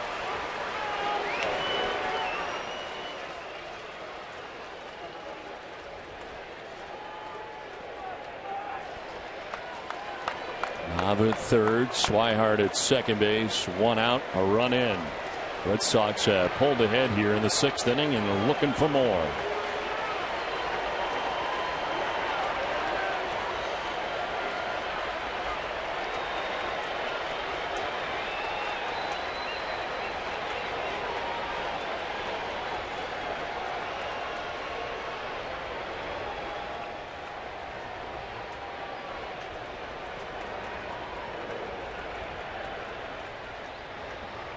And again now they go back and forth, and Sucre is going to have to go out there. Thought they had it figured out on more than one occasion, but apparently not. Sucre is the backup catcher on this club, but not like he's not used to catching Felix. He caught his last start. Well, 3 runs allowed by Hernandez matches the runs he gave up in the no decision. And now the 3rd walk of this 6th inning allowed by Hernandez loads the bases. 4th walk of the outing, 3 of them coming in this inning. Rick Waits, the pitching coach, headed out.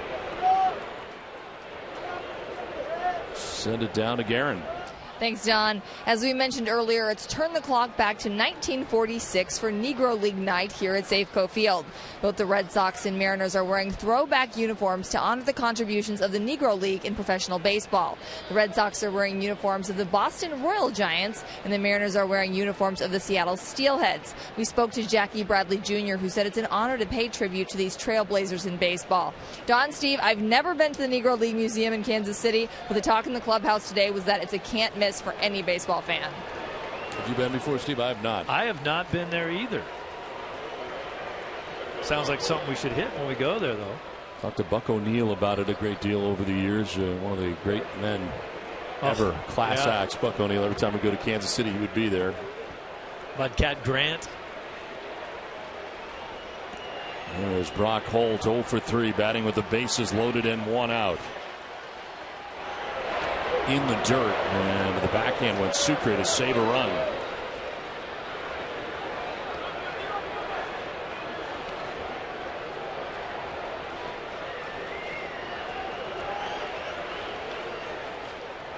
One for 2 is Holt. The bases loaded on the season. 3 RBIs. Red Sox have taken the lead, a chance to add to it.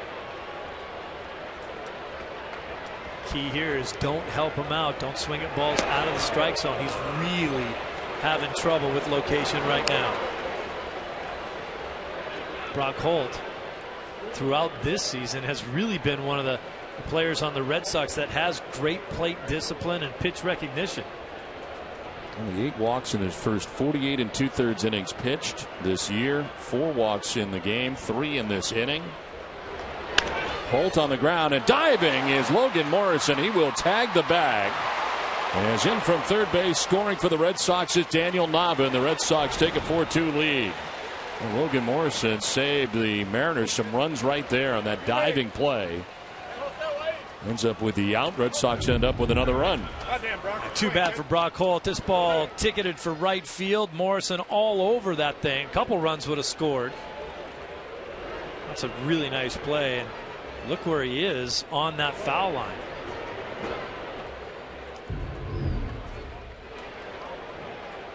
Now Dustin Pedroia, who singled to right field his last time up.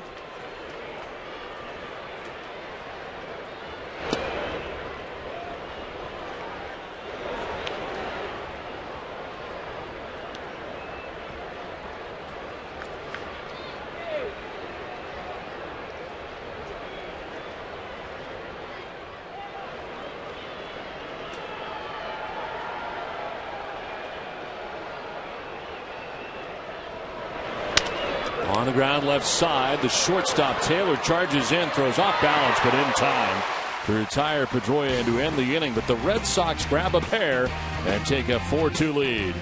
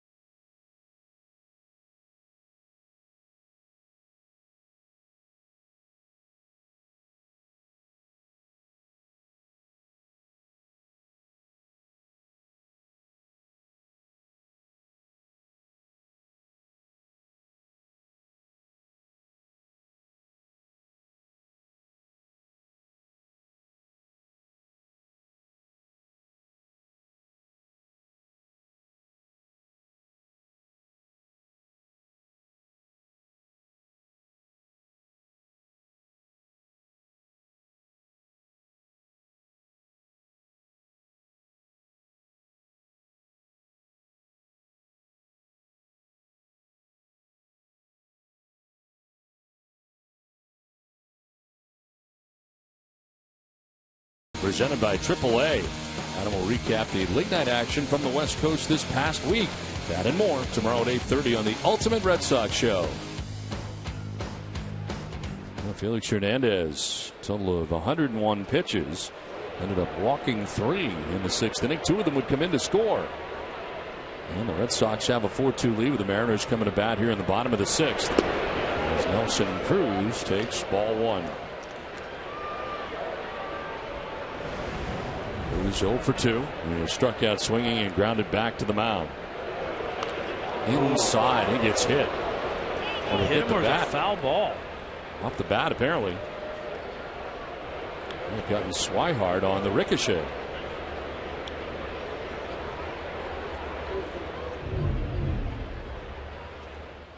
Right off the knob of the bat. And gets Swihart right on the upper thigh there where there's no padding.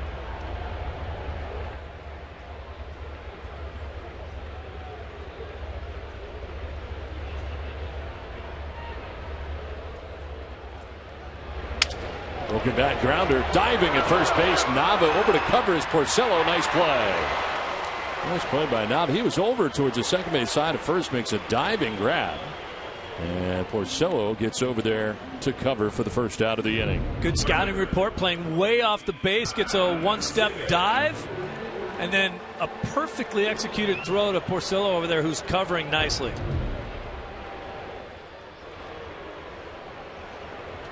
I don't know how many times those pitchers do that exact play down in spring training to just bury into their head. Anything to the right side, you got to get over there and cover. One down for Kyle Seager. 1 for 2. Reached on a hit off of Porcello last time up. Don Orsillo, Steve Lyons, Garrett Austin with you from Seattle. Game 3 of a 4-game series from Safeco Field. Red Sox have just taken a 4-2 lead.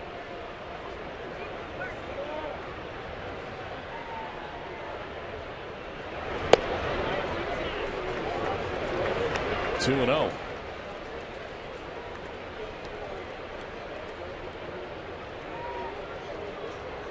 $45,055 the attendance here tonight. 45,055 for the 3rd game of the series. Seager setting it up into that 45,055 off to the left. Both Kyle Seager and Dustin Ackley drafted in the 09 draft out of the University of North Carolina. Ackley was number 1, Seager number 3.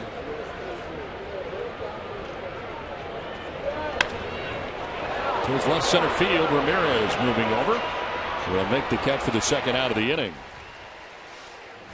Well, Thursday is Louis Tiant bobblehead night at Fenway Park. All fans in attendance will receive a free Louis Tiant bobblehead presented by Granite City Electric. Visit redsox.com/promos for more info and to purchase your tickets now. Important for Rick Porcello to have a shutdown inning after the Red Sox get 2 runs in the top half of this inning. So far, so good. 2 up, 2 down. Logan Morrison. A very nice diving play to rob Brock Holt of a hit, and the Red Sox have a couple more runs. Could have broke this game wide open right there. Just a great play. Guarding the line.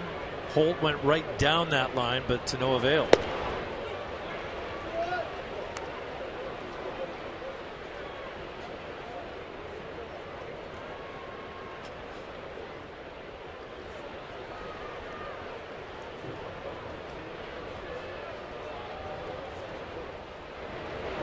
Breaking ball the other way, lined into left center field.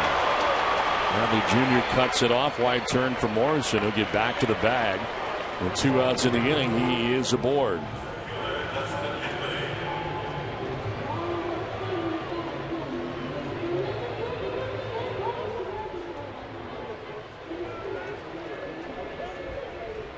Well, Dustin Ackley has had a good night, a walk and a double. One of the 5 Seattle hits in this game. Fastball by him. Porcello struck out 6 batters through the first 3 innings, but has not had a strikeout since the 3rd.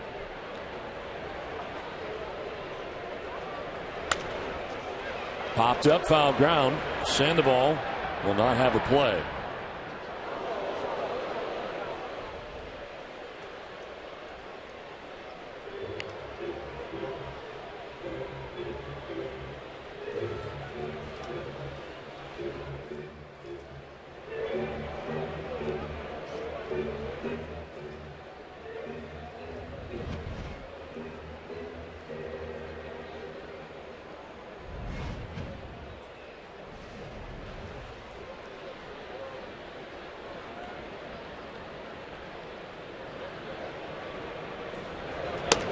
Very high up by the face of Dustin Ackley. Purpose pitch right there, just to back him out just a little bit. Now go back to work.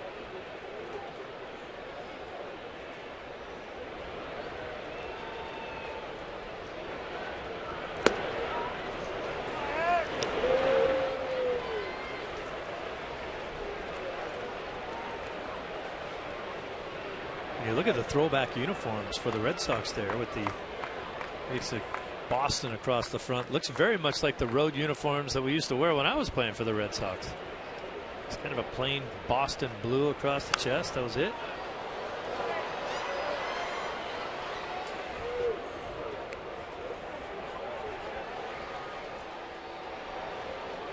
Wait, I left you wide open for that one, and you didn't. I didn't want to say that you played a really long time ago. Is that what you were waiting for? I thought it was coming.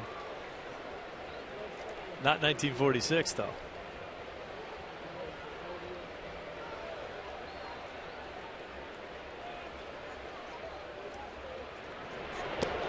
Ackley thought about it, but a pitch in the dirt, full count.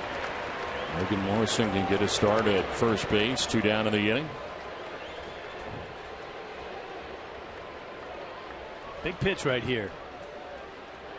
You talked about it, Don. Being able to shut them down after you go out and score 2 in the 6th. Morrison will get a head start.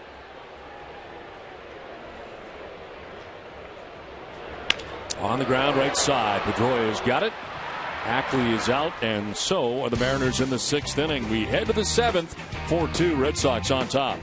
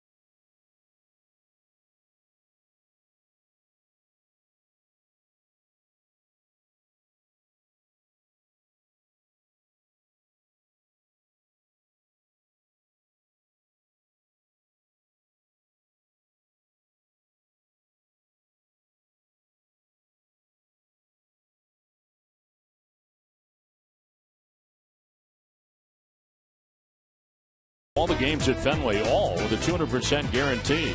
Right now, Ace Ticket has special savings on all Red Sox games, including the Yankees. Visit Ace Ticket or call 1-800-MySeats. back at beautiful Safeco Field in Seattle, Washington.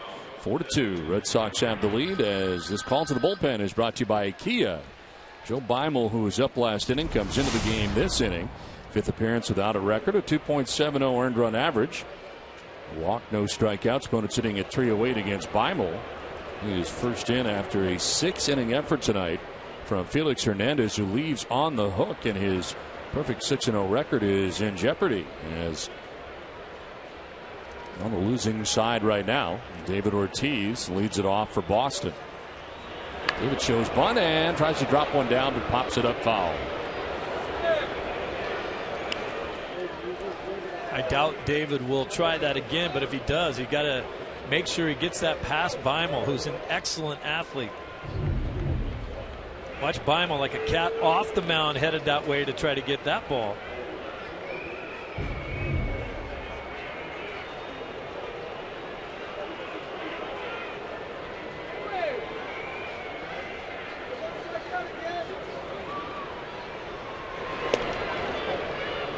Hernandez, 6 innings, 7 hits, walked 4, gave up 4 runs, and struck out 5.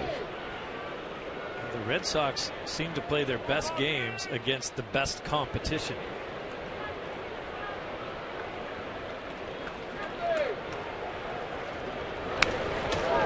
What do you think about this trip alone? Facing Sonny Gray in Oakland.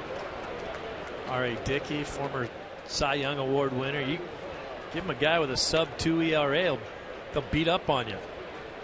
Throw a guy out there with a 6 ERA, gives him trouble.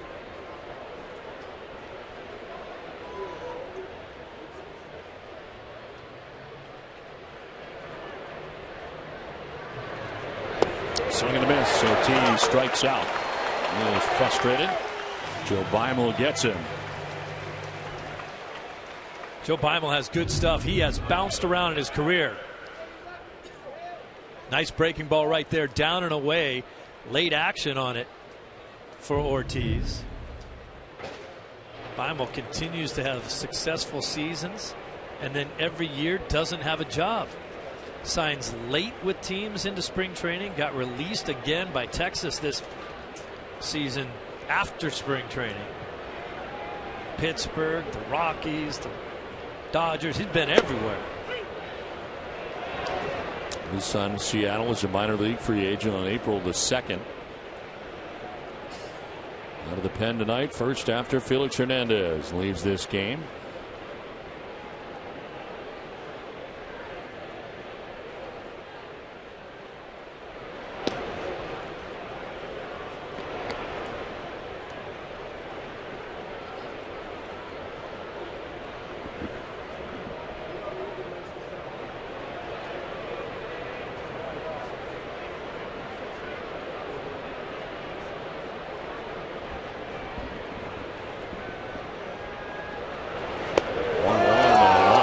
Cut that time, has him down 1-2.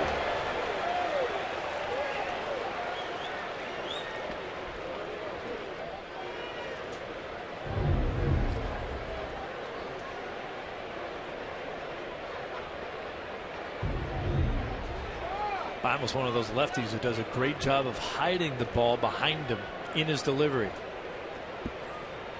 Very difficult for guys to pick it up.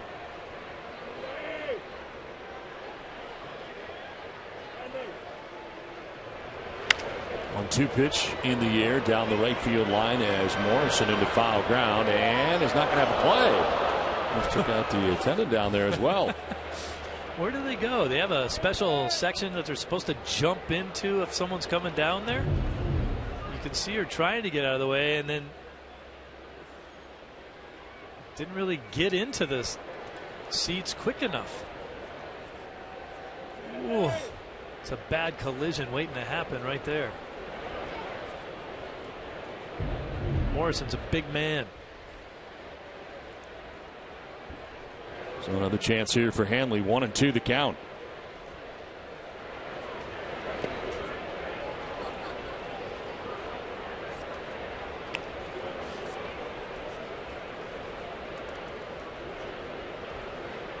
Not sure if Hanley Ramirez's helmet did not fit him tonight. The helmet in the throwback uniforms that the Red Sox are wearing, but he is going with the B tonight. Well, maybe the throwback uniform helmet actually did fit him, and that's why he's not wearing it, because this one doesn't fit him. 2-2 pitch is in the air. Right side, and back is Cano to make the catch. 2 down in the 7th inning. CVS Pharmacy is proud to support the American Lung Association Lung Force campaign to make lung cancer a public health priority. From May 3rd through the 23rd, you can make a donation to support lung cancer research at the register at all CVS Pharmacy locations. CVS Pharmacy, the official pharmacy of the Boston Red Sox. Pablo has the B as well. Yep. 1 for 3 tonight with the home run back in the 2nd inning.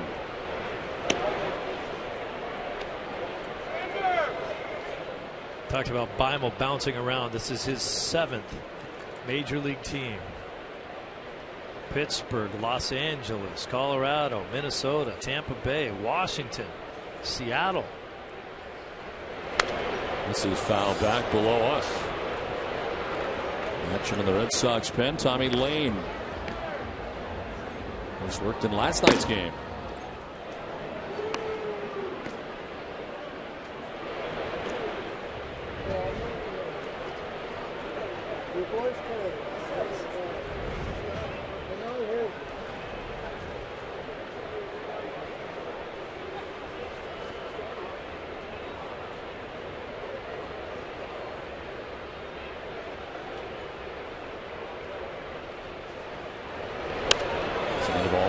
It off to the right, out of play. 1-2.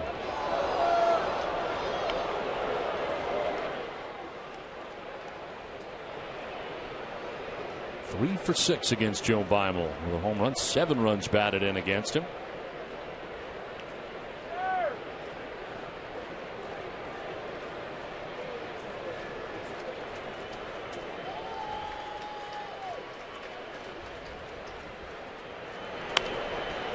Took foul again.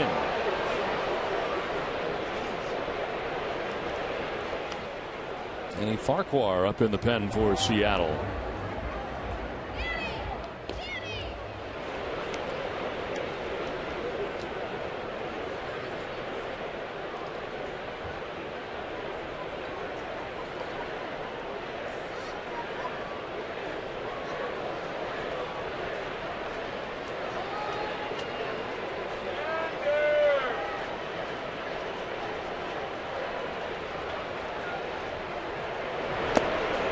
Skips in for ball 2, 2-2.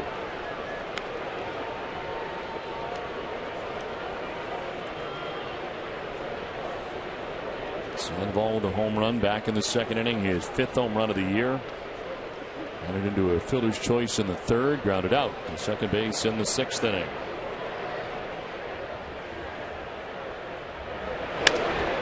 To center field, and Ackley will come in to make a sliding catch to end the top of the 7th inning. 7th inning stretch from Seattle. Red Sox have a 4-2 lead.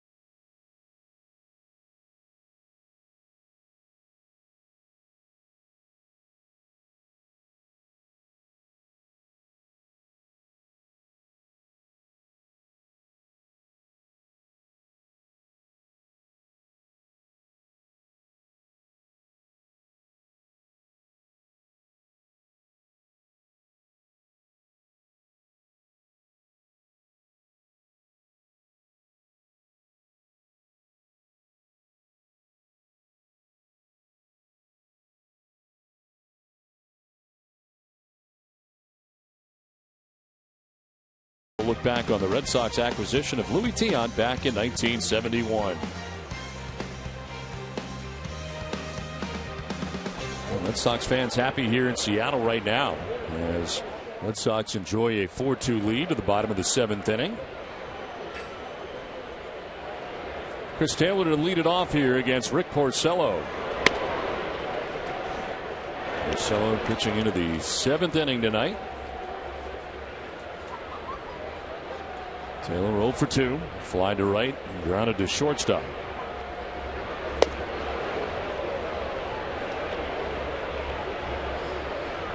Longest outing of the year for Porcello, 8 innings. It was against Washington in a win back on April 13th.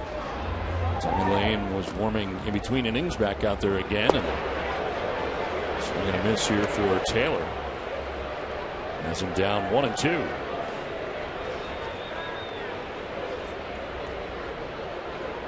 Pinch hitter has come out on deck, Willie Bloomquist.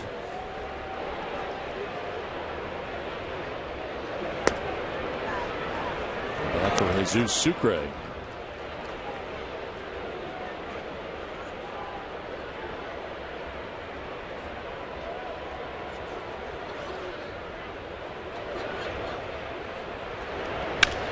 On the ground is short. Bogarts has got it for the first out here of the 7th inning. Fans, do you want to be on Dining Playbook? Billy Costa and Jenny Johnson want to hear what your favorite dish at your favorite restaurant is. All you have to do is send a quick video or photo of your to die for dish and share a Dining Playbook on Facebook, Twitter, or Instagram. Just hashtag #TopNosh. Boy, one of the nice things to see not happening anymore, at least lately, is that 6th inning big time problems that the Red Sox pitchers, let alone just the starters, would get into. 6th inning would roll around and that was it. Some crazy things would start to happen. Porcello with the shutdown 6th, and now into the 7th with an out. We're dealing with the pinch hitter here, Willie Bloomquist.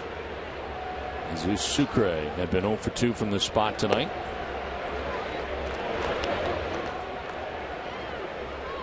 Willie Bloomquist went to elementary school here in the Seattle area with our very own Garen Austin. Popped up foul off to the right. Same school. Same school.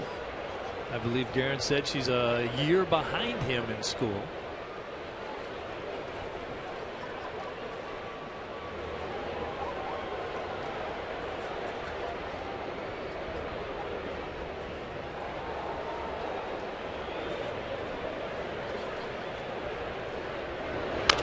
Two-one pitch on the ground is short. Bogarts to the back, and he's been busy, and he just does get it there. Nice play.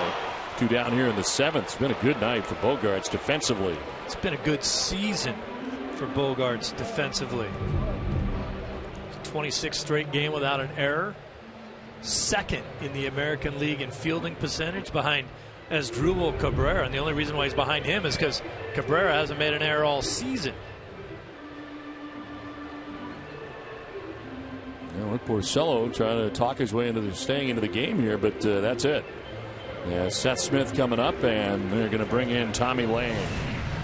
2 outs in the 7th inning. Porcello departs after 6 2/3. Red Sox lead at 4-2.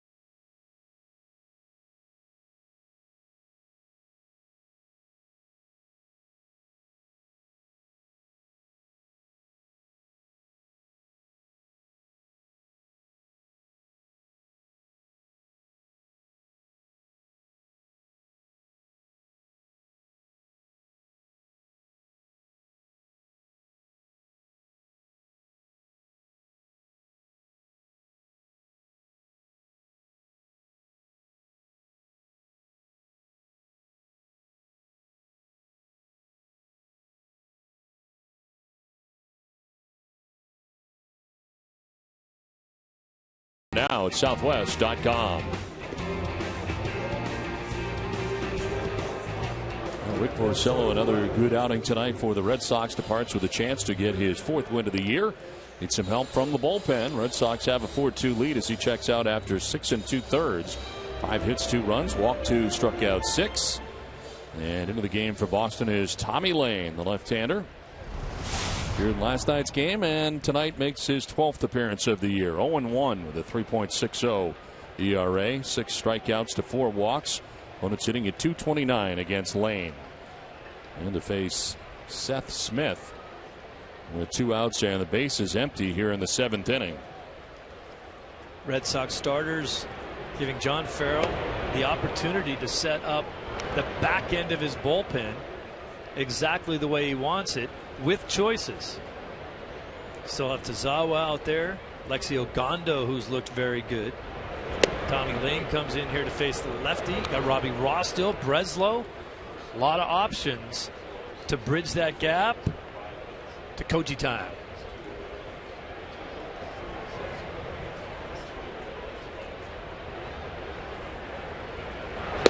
1-1 pitch in there for a strike. Tommy Lane was assessed a loss in last night's game. Of course, it was his runner that was on. 2/3 inning, giving up a hit. Charged with the earned run allowed by Tazawa. Chopped down the first baseline. This will go foul.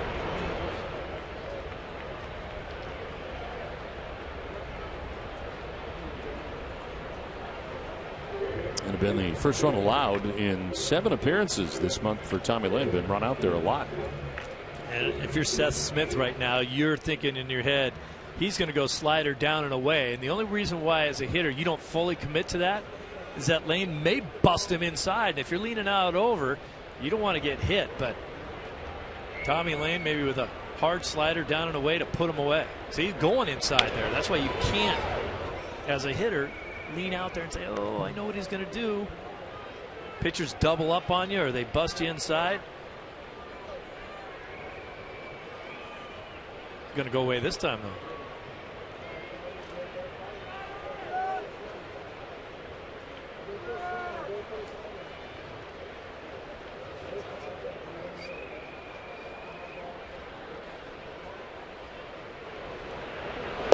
Swing and a miss, and Smith down on strikes as Lane strikes out the first batter he faces. We are through 7, 4-2 Boston.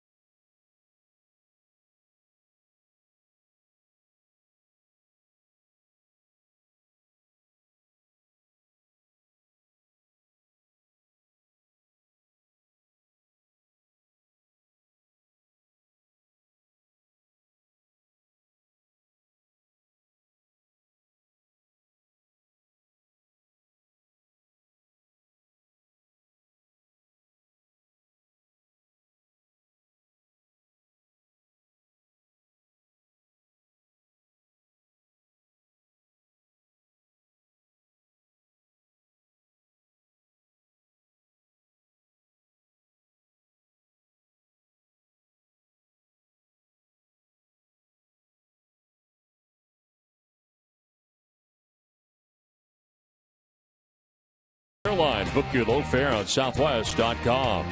Your local Subaru dealers. Digital Federal Credit Union. See what DCU can save you. The Scion TC. Sullivan Tire and Auto Service. Thank you, New England, for 60 great years. And by the Kia Sorrento. The beautiful city of Seattle, Washington, where the Red Sox hold a 4-2 lead into the top half of the 8th inning, as Danny Farquhar now into the game for Seattle. New battery entirely, for that matter, as Sucre was hit for. So Mike Zunino into the game now, doing the catching. Xander Bogaerts leading it off here in the 8th. And hits one sharply on one hop to Chris Taylor at shortstop for the first out of the 8th. Danny Farquhar into the game here for Seattle. 17th appearance, 0-1 with a 5.29 earned run average. 14 strikeouts, 7 walks, and opponents hitting at .299 against him. Takes over for Joe Beimel, who pitched the 7th and had a 1-2-3 inning with 1 strikeout.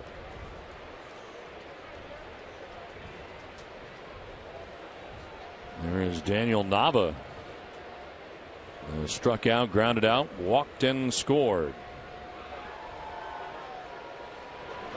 Red Sox taking advantage of that ankle injury to Hernandez, who, Steve, as you mentioned earlier, has pitched with it really all year, but turned that ankle in the Pablo Sandoval at bat to begin things in the 6th inning, and then he proceeded to walk Bogaerts, walk Nava, and up the double to Swihart, then the walk of Jackie Bradley Jr. before coming down to ground out to the next 2, Holt and Pedroia. But the Red Sox get those 2 runs, and they're huge. Yeah. 4-2 lead now. He didn't want to come out of the game, but he certainly didn't look comfortable after that. Couldn't put weight on it. And you could tell how that affected him. Clearly just couldn't throw a strike. You admire the guts that he has to stay out there, but there are times when you got to say, you know what, This is hurting. Better get someone in here that can get outs. Now it's a 4-2 game.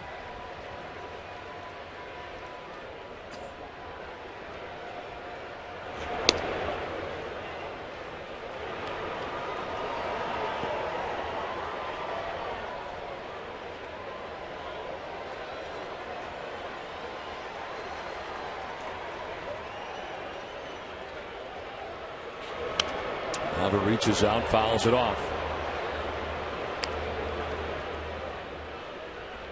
Mariners pitching and is now 6 in a row retired.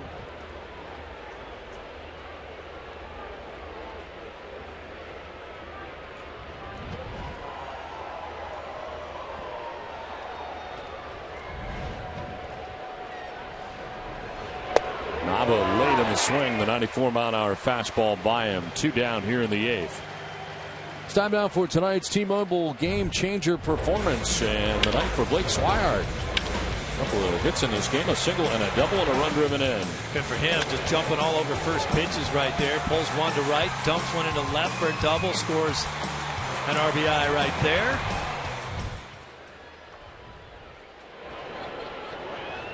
That's here with 2 outs, base is empty.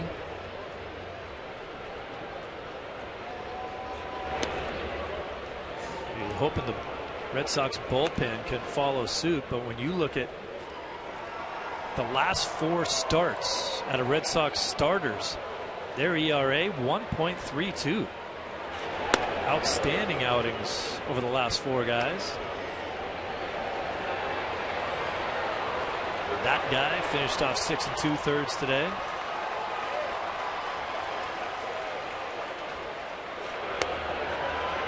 Farquhar falling behind here, 3-0. None of them close.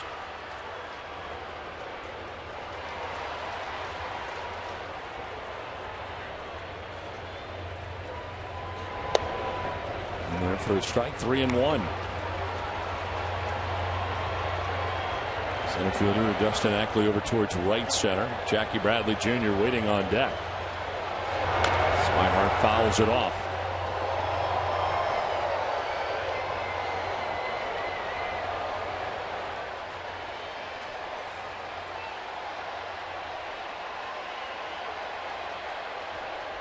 Santazawa warming up in the pen out there. He's gotten a ton of use.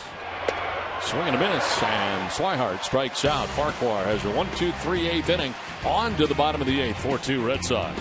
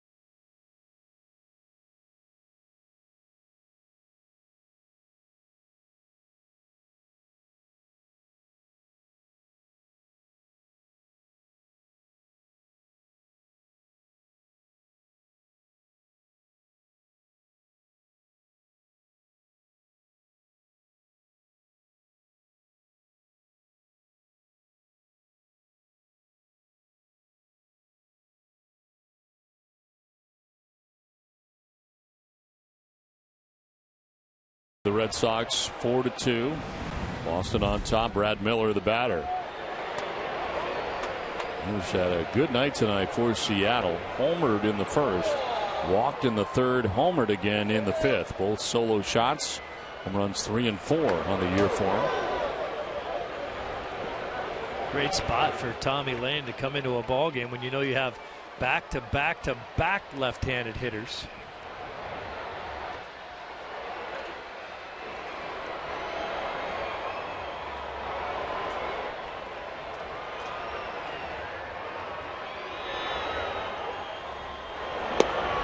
Swing and a miss, and it's 1-2. Miller upset with himself. Remember last time to Seth Smith, he showed hard inside and then went to that slider down or away. Let's see what he does here.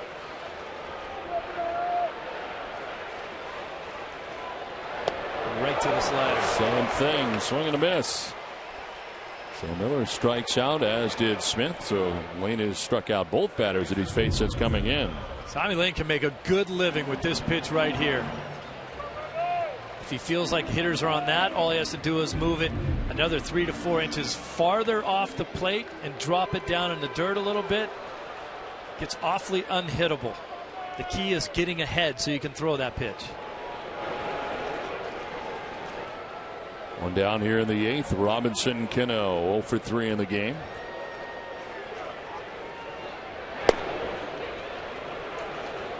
Grounded out in the first, flying out to center in the third, popped out in the fifth.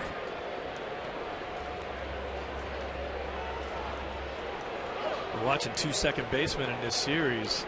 Outstanding players. Cano is as smooth as you'll ever see, and that guy right there just does everything technically perfect. On the ground, sharply hit, picked by Nava. He'll take it himself to the bag for the second out of the inning. Now, don't miss WB Mason Extra Innings Live right after the game. Adam and Jim will have clubhouse reaction, including Rick Porcello's thoughts on tonight's outing. Whatever, whenever, wherever. Who but WB Mason? And John Farrell going back to the pen. Tommy Lane retires all 3 batters he faces, getting the job done again tonight. Tazawa will be coming in. Red Sox lead at 4-2.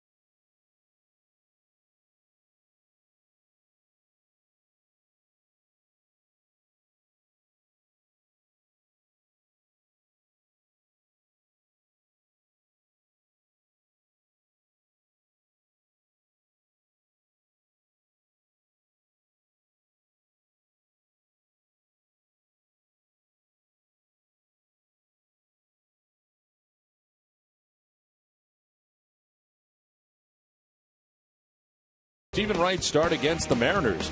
DCU, Digital Federal Credit Union. What can DCU save you? And 2 down here in the 8th inning. Tommy Lane leaves. Shinichi Tozawa comes in. And, of course, last night, Tozawa facing Nelson Cruz in the game. And Cruz with the walk-off hit last night. 19th appearance for Tozawa. 0-1 with a 1.59 earned run average. 14 strikeouts, 4 walks, and opponents sitting at 210 against Tozawa. John Farrell not afraid to go right back to this matchup that kind of backfired on them last night when Cruz dumped a double. That was a game winner for the Mariners. A lot of people were wondering why they didn't walk Cruz and get to the left-handed hitting Sager. Cruz does not have good numbers against Tozawa. I've been 1 for 8 hitting into last night, so 2 for 9 now. You know, we talked about it earlier in the ball game. John Farrell stood right up in front of everybody and said, you know what, that was a mistake. I should not have done what we did there. We should have walked Cruz. This is a completely different situation in tonight's game.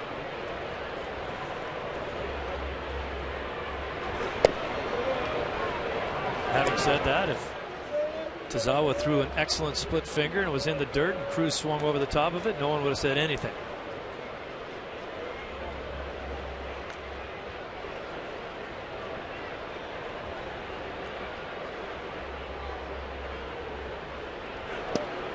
Ooh.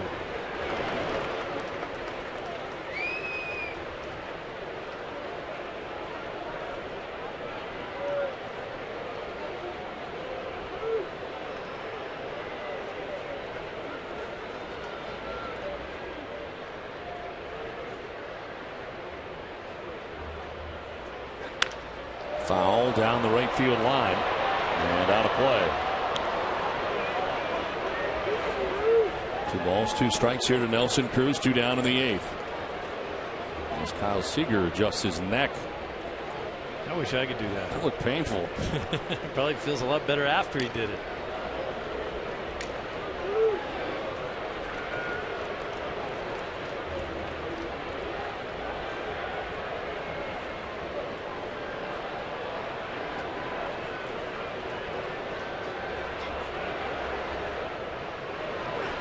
Broken bat, soft liner that Bogarts is going to run down.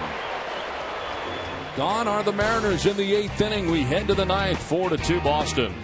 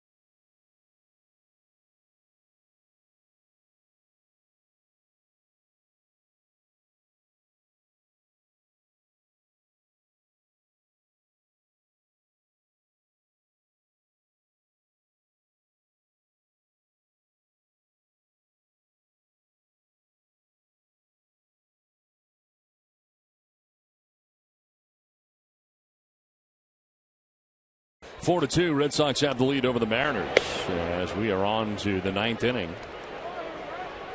Jackie Bradley Jr., Brock Holt, Dustin Pedroia expected in the inning. Danny Farquhar back on the mound again for Seattle. Bradley Jr. has been on twice without the benefit of a hit. Fielder's choice in the second. Walk in the 6th inning, wrapped around a strikeout tonight. So looking for his first hit of the year. Swing and a miss. Gets away briefly from Zunino. He's got to throw out to Bradley Jr., and he does. Now time now to check out the results of tonight's Dunkin' Donuts poll question. We asked, should every ballpark have a retractable roof? And 51% say no. Wow, they went against your recommendation. And it wasn't even. It should have been way over the top if you say so. Yeah. I know some people think that the roof is ugly, maybe, but useful. And you don't have to have it on. That's the thing. It's practical. It's just, if it rains, you roll it across the top. That's why they call it retractable. Right. You don't always have to use it. Although, you know what? I've never done a game in Houston where it's been open, and I've never done a game in Arizona where it is open. And largely because of the weather in both places, I guess, during the summer when we're there. Well, that's why they have a roof here, too, because of the weather. Arizona literally was the first place they ever built a roof over the stadium because of the heat, not because of rain or cold. And it's toasty there in the summertime. So they close it up, pump a little air in there, make sure everyone's comfortable. 1-2 foul back by Brock Holt. I think the fan base in Arizona or even Houston with the humidity there would go way down if fans had to sit through those hot, humid, or in the case of Arizona, hot, dry nights in an open air stadium. Now in Miami, just about every day during the summer, late afternoon, you can expect a storm to roll through, rain. Yep. They now have the retractable roof in the new place there, as you see Koji limbering up in the pen. Fans didn't want to go to sit through that 20 minutes of rain every night.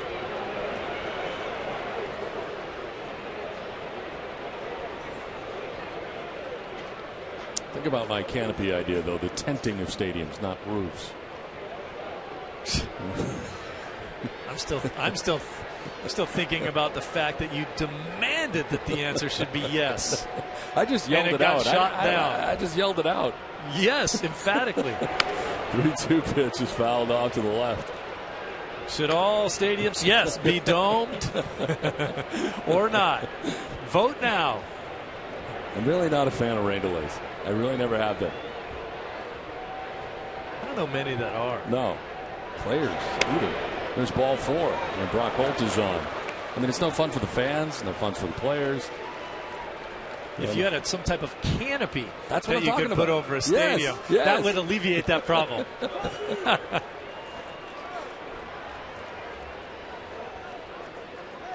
So 1 out, 1 on. Brock Holt at first base, and Dustin Pedroia the batter. He singled in the 5th inning, 1 for 4 in the game. Now bouncing in.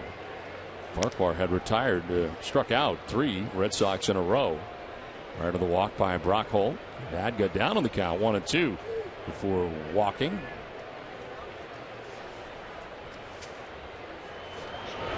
Now Pedroia on the base hit through the left side. Holt will take second base. Well, the Red Sox have something going here in the top of the 9th inning. I want to remind you to stay tuned tonight following WB Mason Extra Innings Live for Red Sox Final presented by Uno's. Adam and Jim will have Garen Austin's conversation with Stephen Wright as he prepares to face the Mariners in the road trip finale.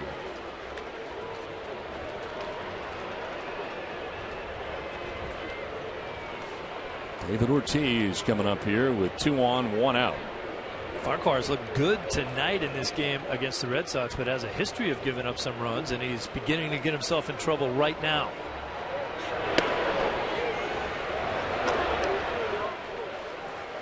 David has walked to the solo home run, singled, and struck out.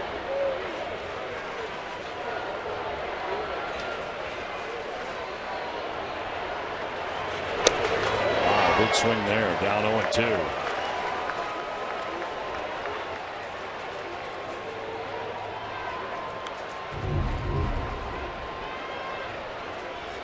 David wanted another big one.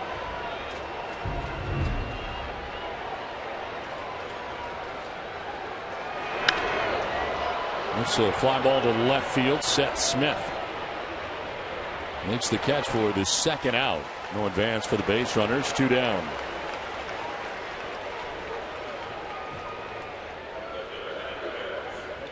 And the Ramirez will make his way to the plate. Looking ahead to the bottom of the ninth, Kyle Seager, Logan Morrison, and Dustin Ackley, the anticipated trio for the Mariners. The Red Sox right now on top by 2 runs.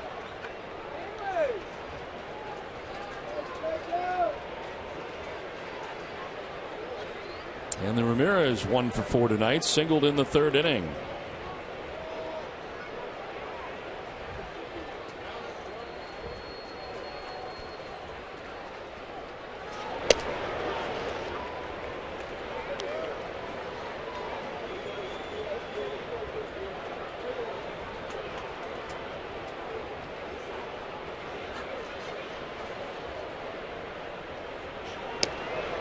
Going away 2-0, and now Zunino out to talk to Farquhar.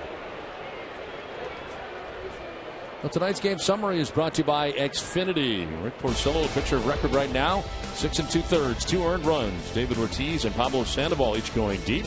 Well, King Felix tonight last 6 innings and is on the hook right now. A pitcher of record on the losing side for the first time this year. 6-0 coming in. And 2 home runs for Brad Miller. As Hanley Ramirez pops it up, foul ground. Logan Morrison's got to play. And he makes it to end the top of the 9th inning. 4-2 Red Sox. It'll be Koji time when we come back to Seattle.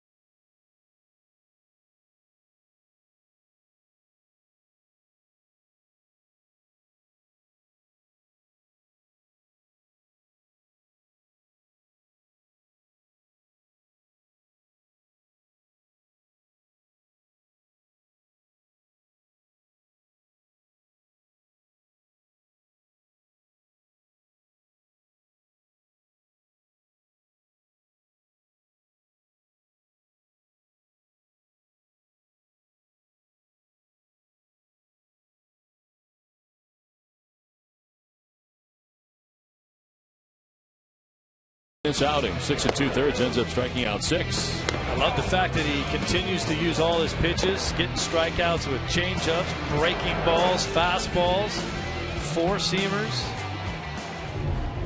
working quickly and attacking the zone. And some changes for the Red Sox, who lead at 4-2 into the 9th inning. Jackie Bradley Jr. moves from center to right. Into the game in center is Mookie Betts. As Brock Holt is now in left field.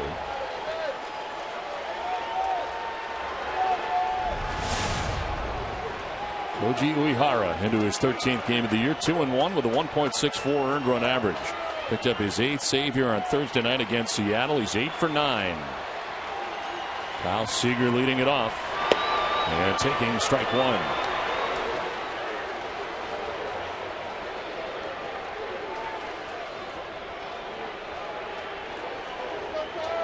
Seager a strikeout, a single, and a flyout.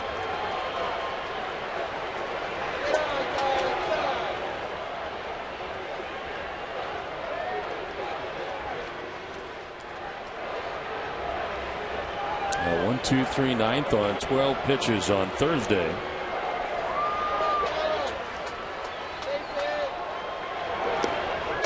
Bounces that in, 2-1.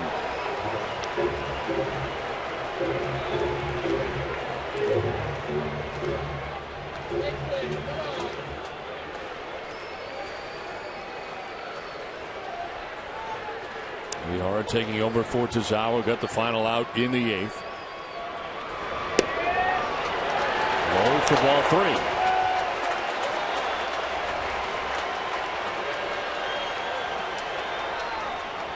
1 for 5 for Seager in his career against Uehara, and Logan Morrison waiting on deck. Fly ball to right field. Jackie Bradley Jr. has room and makes the catch for the first out of the 9th. Seager with good contact, but he is out number 1 for Koji Uehara. The only guys that are going to have successful at-bats against Koji are guys that will hit his fastball or guys that have the ability to lay off of the split, because generally the split isn't a strike. If you don't swing at it, Koji will walk you eventually. Logan Morrison singled to center field his last time up. It's a fastball away for ball 1.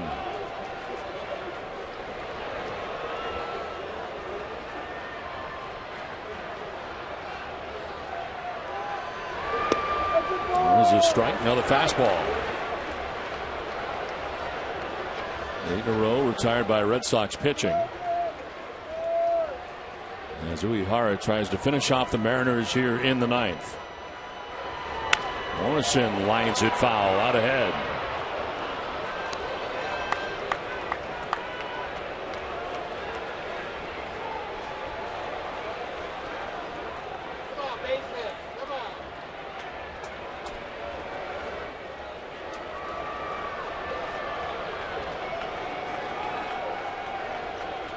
A 1-2 pitch. Morrison taking down and away.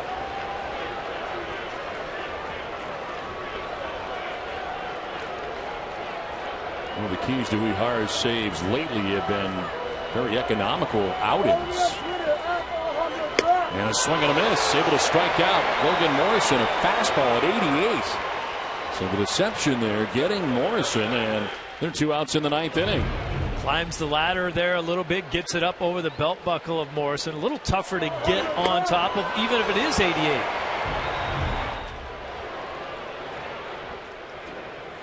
Dustin Ackley with 2 outs in the 9th.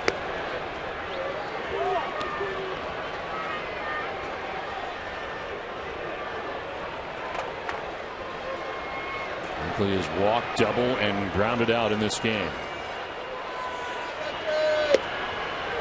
The strike calls, he picks up the corner.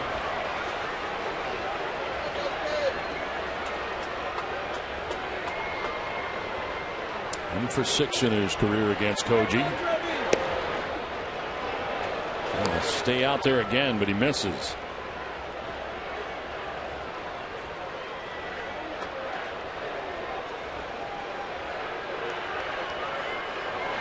On the ground to first base, it's gathered by Nava, and the Red Sox win. Koji Uehara comes in and gets a 1-2-3 9th inning and saves his 9th game of the year for the Red Sox.